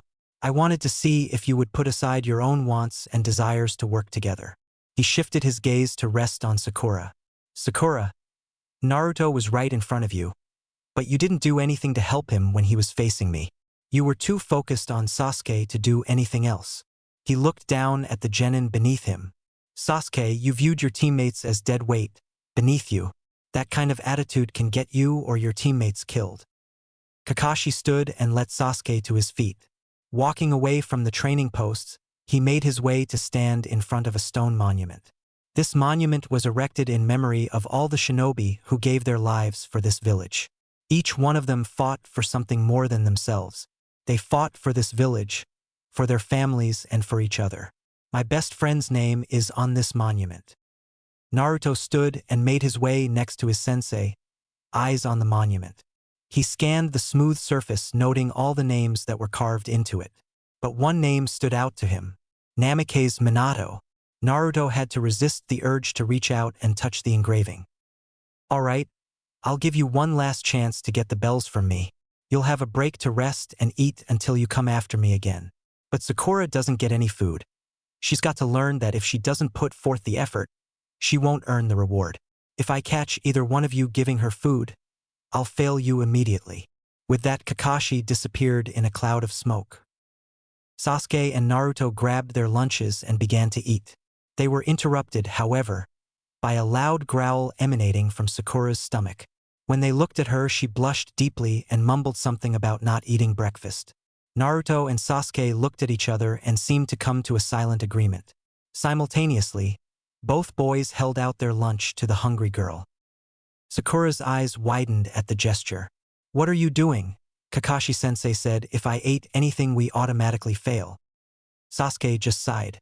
"If we're going back up against Kakashi again, then all of us are going to have to be in top shape. That's not going to happen if you're too hungry to fight." Sakura looked from Sasuke to Naruto, who just grinned at her. "Yeah, you can have my lunch. I ate breakfast this morning, so I'm not that hungry." At first, Sakura was going to argue against doing this, but both of her teammates were adamant that she eat. But as she was about to accept Naruto's lunch, he passed it to Sasuke. "Here, why don't you feed her? My hands are a little sore from digging you out of the ground." Sasuke's eyebrow twitched at the comment, but decided to let it slide for now. Sakura blushed deeply at the thought of being fed by her crush. Letting out a sigh, the Uchiha prepared to feed the girl. but was interrupted by the arrival of an angry Kakashi. I thought I said not to feed her, Kakashi said menacingly, the clouds in the sky darkening. It frightened the genins, but they held a defiant resolve in their eyes. You told us that this exercise was about teamwork. What kind of teammates would we be if we let one of our teammates starve? Said Sasuke. Yeah. How can you spout all that stuff about teamwork and not expect us to give her our food? Shouted Naruto. Kakashi looked hard at the genin. You've disregarded a direct order, so you leave me no choice. All of you. He paused, the genin's heads drooping. Pass. All at once. The heads of the young ninja snapped up to look wide-eyed at their sensei. Naruto stuck a finger in his ear to clean it out. Sorry, sensei. I must have heard you wrong. I thought you just said we passed. No mistake, Naruto, you all passed. But sensei, said Sakura, we broke the rules. True. In the shinobi world, those who break the rules are trash. But those who abandon their comrades are lower than trash. Kakashi smiled at his new team. We begin taking missions and training tomorrow, he said, just before disappearing in a cloud of smoke, leaving a bewildered Team 7 in his wake. 30 minutes later, and then Kakashi-sensei shows up and tells us we passed. The bastard nearly gave me a heart attack, said Naruto as he finished telling the proprietors of Ichiraka Ramen about his day. Tucci stood behind his counter, rubbing his chin in a thoughtful manner.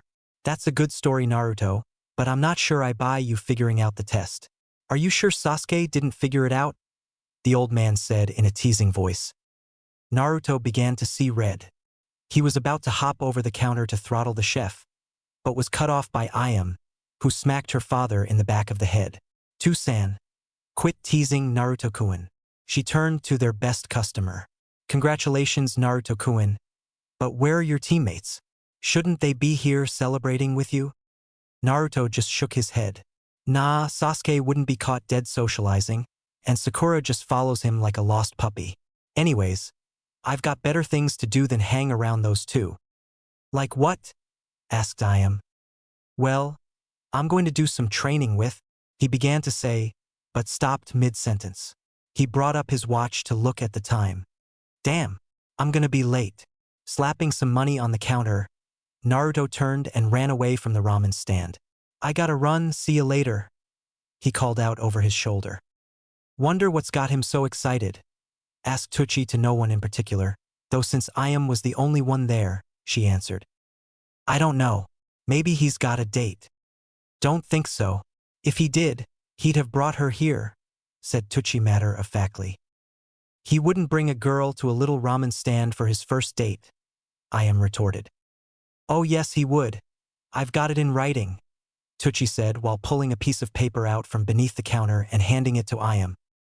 After taking a moment to read it, she found it to be a contract stating Naruto, for his first date with any girl, would bring said girl to Ichiraka Ramen.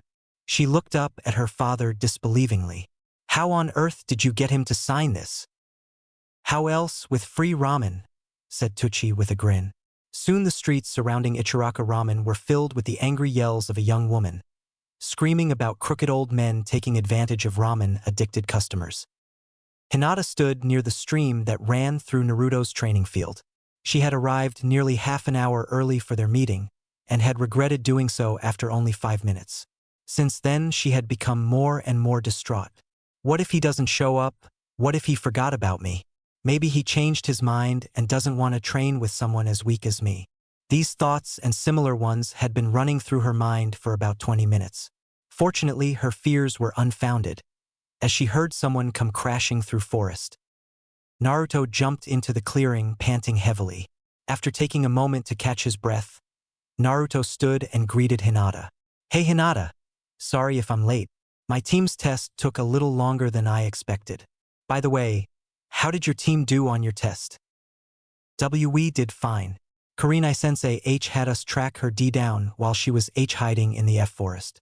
It took us an H hour, but we were finally able to find her H hiding under a Jijin jutsu.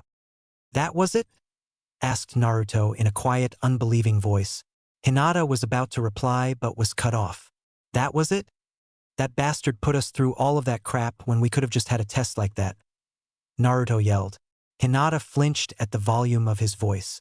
Naruto calmed immediately after seeing her reaction. Sorry Hinata, I'm not mad at you, but that team Kakashi-sensei. Ayano, why are you mad at your sensei? Once again Naruto regaled someone with the events of his day. After he finished, Hinata was left wide-eyed by his story. Silence fell between the two for a while, but was soon broken by Naruto. So, what's this chakra control technique that you're going to teach me, Hinata? Hinata snapped out of her daze and blushed prettily. I'm going to show you the water W walking technique, Naruto-kun. She walked to the water's edge and formed a ram seal. Naruto watched in awe as Hinata walked out onto the water's surface. Whoa, said Naruto staring at Hinata. She blushed heavily under Naruto's gaze, but kept up her focus lest she fall into the water. Hinata, that is so cool. How do you do that? He asked excitedly, practically bouncing on his toes. Hinata took a moment to walk back to shore before replying. Why you have to emit a constant stream of CH chakra into the water to create a stable surface to walk on? Naruto pondered her explanation for a bit, and then nodded his head. Focusing his chakra, Naruto took a step onto the water, and threw the water onto a slippery smooth stone. Loosing his footing, Naruto fell straight into the stream, soaking him from head to toe. Naruto sputtered as he climbed back to his feet. Naruto-kun, are you all right? Asked a concerned Hinata. Naruto just smiled sheepishly as he rubbed the back of his. I guess I'm gonna need a lot of practice, Hinata? Walking out of the water, Naruto took off his jacket and headband and laid them both on the ground. He'd have taken more clothes off, but didn't think it would be appropriate in front of a lady. Hinata still blushed when he removed those articles of clothing. Walking back to the water, Naruto made another attempt. Refocusing his chakra, he took a more tentative step onto the surface. He sank once again, but there seemed to be some resistance to the fall. This could take a while. An hour later, Naruto was still working on the technique, but he was definitely making progress. He was able to keep himself from sinking, but had yet to make his way to the water's surface. But this wasn't what Naruto was really interested in. No, what really caught his attention was Hinata's patience and willingness to help him. He'd never really had anyone take the time or effort to really teach him anything. Sure, Iruka had helped here and there, but he always had some other matters to attend to or other students to train. Hinata just stayed by the shore, offering small bits of advice and showing him an example of the jutsu. Hinata, can I ask you something? Asked Naruto while still in the water. Hinata just looked up at Naruto with a slightly confused expression. Hi. Why are you helping me so much? He regretted his choice of words when her head fell. Not that I don't appreciate it, because I really do. But not a lot of people really want to spend a lot of time with me, he ended in a quiet voice. Hinata looked up with a surprised expression at his tone. Because that's what friends do. They help each other. Friends. Naruto said more to himself than Hinata. He had never had what you'd call a friend. Most parents would drag their children away from him before he could forge those bonds, and by the time his academy days rolled around, most of the kids had picked up on their parents' behavior and mimicked it. Hinata took his lapse in silence as rejection and began to backpedal. That's if you want to be friends. And Naruto-kun. But I'll understand if why you don't want to. Of course I'd like to be your friend Hinata, but won't your family be a little upset with you hanging around with me? Hinata's eyes fell at the mention of her family. In a voice even quieter than usual she said, Actually, my family doesn't much care what I do. Naruto had to strain to hear her words, but hear them he did. Why wouldn't they care about you, Hinata? I thought all families cared about each other. Hinata flinched at his words. Naruto-kun's an orphan. Here I am complaining about my family, when he's never had one. She stopped berating herself when she saw the curiosity and slight concern in his eyes. She couldn't help but answer. My family, especially my father, think that I'm weak. They don't think that I'm fit to be the heiress to the clan. My father is always telling me that I'm too weak and kind-hearted. To him, I'm just a failure, she said with tears in her eyes. She looked up to see Naruto with an outraged look on his face, as well as understanding in his eyes. She's treated just like me, by her own family no less. Taking a step forward, Naruto placed a comforting hand on Hinata's shoulder. Don't listen to them, Hinata. The only failures in this world are the ones who give up and don't try to better themselves. As long as you believe in yourself and give it your all, you'll never be a failure. Hinata was so shocked at Naruto's heartfelt speech, she didn't even blush when he had made contact.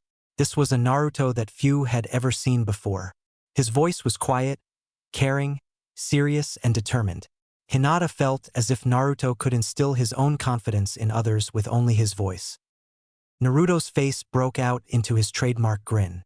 Hey Hinata, why don't we train together more often? That way we can show this village what failures can really do. Hinata nodded numbly, still a little stunned. She soon snapped out of her daze and became aware of Naruto's close proximity. She blushed heavily and bowed her head while poking her index fingers together. But by looking down, she made an interesting discovery. Ayano Naruto-kun, she said, still looking down. Huh? Naruto looked down to see what she was looking at, and his eyes widened in surprise. Apparently, their entire conversation had taken place on top of the water's surface. Naruto just stared at his own feet for a moment, not quite believing what he was seeing. Suddenly, he launched off of his feet, pumping his fist into the air. Yatta! But upon hitting the water again, he immediately broke the surface, once again soaking himself and splashing Hinata. Despite being covered in water, Hinata couldn't help but giggle at Naruto. Naruto smiled up at the laughing girl and soon joined her. He couldn't help but notice that she had a very pretty laugh. Hinata helped Naruto out of the water, and for the next half hour, they fine-tuned his mastery of water walking. She was very surprised by the speed at which Naruto learned the technique. In the academy, she had noticed his horrendous chakra control. It was hard not to with the way he pumped a ridiculous amount of chakra into any jutsu he performed. Once they had finished and made it back to shore, Naruto formed a few hand seals. The air around him began to churn, swirling around him like a mini tornado. After about a minute, the wind died down and Naruto was left mostly dry. Once again, Hinata was left wide-eyed by Naruto's actions. It was actually starting to get a little irritating. Naruto-kun, how much could you have grown in just a few days? Hey Hinata, if you feel like it, you can stop by here anytime. I've never had a sparring partner before, and who knows, maybe I could teach you a thing or two, Naruto said with his cocky grin. Okay Naruto-kun, I'd like that, said Hinata while blushing. Unfortunately, she couldn't stay today. Her father was expecting her home to give a report of her team's performance. He'd no doubt find a way to criticize her performance, but she couldn't break a meeting with her father. She was already pushing it by staying with Naruto for so long. So it was great reluctance that she said her goodbye and left Naruto to train by himself. Naruto spent the rest of the day mastering the wind jutsu he'd been reading that morning, while a group of his clones remained by the stream to work on control. It took him most of the day to get Daitapa mostly figured out. He probably could have figured it out sooner if he had used his clones, but it just didn't seem right to do so. It was different using them to improve his chakra control and knowledge. He had a natural handicap with his control because of the Kyuubi and his large reserves. And most of the academy teachers refused to teach him anyway. So using clones to improve those areas was merely a way of catching up to the rest of his age group. But using them to learn a jutsu seemed too much like cheating. Ninjas spent days, weeks, months to master their jutsus, and using his clones seemed like a slap in the face to all of those hardworking shinobis. So Naruto made a promise to himself. He would never use his clones to master a jutsu unless it was absolutely necessary. Naruto finished his training session with a physical workout. He started out with his regular regimen, but began to perform different alterations on his exercises. Instead of just running around the clearing, Naruto began to run up the trees with his chakra.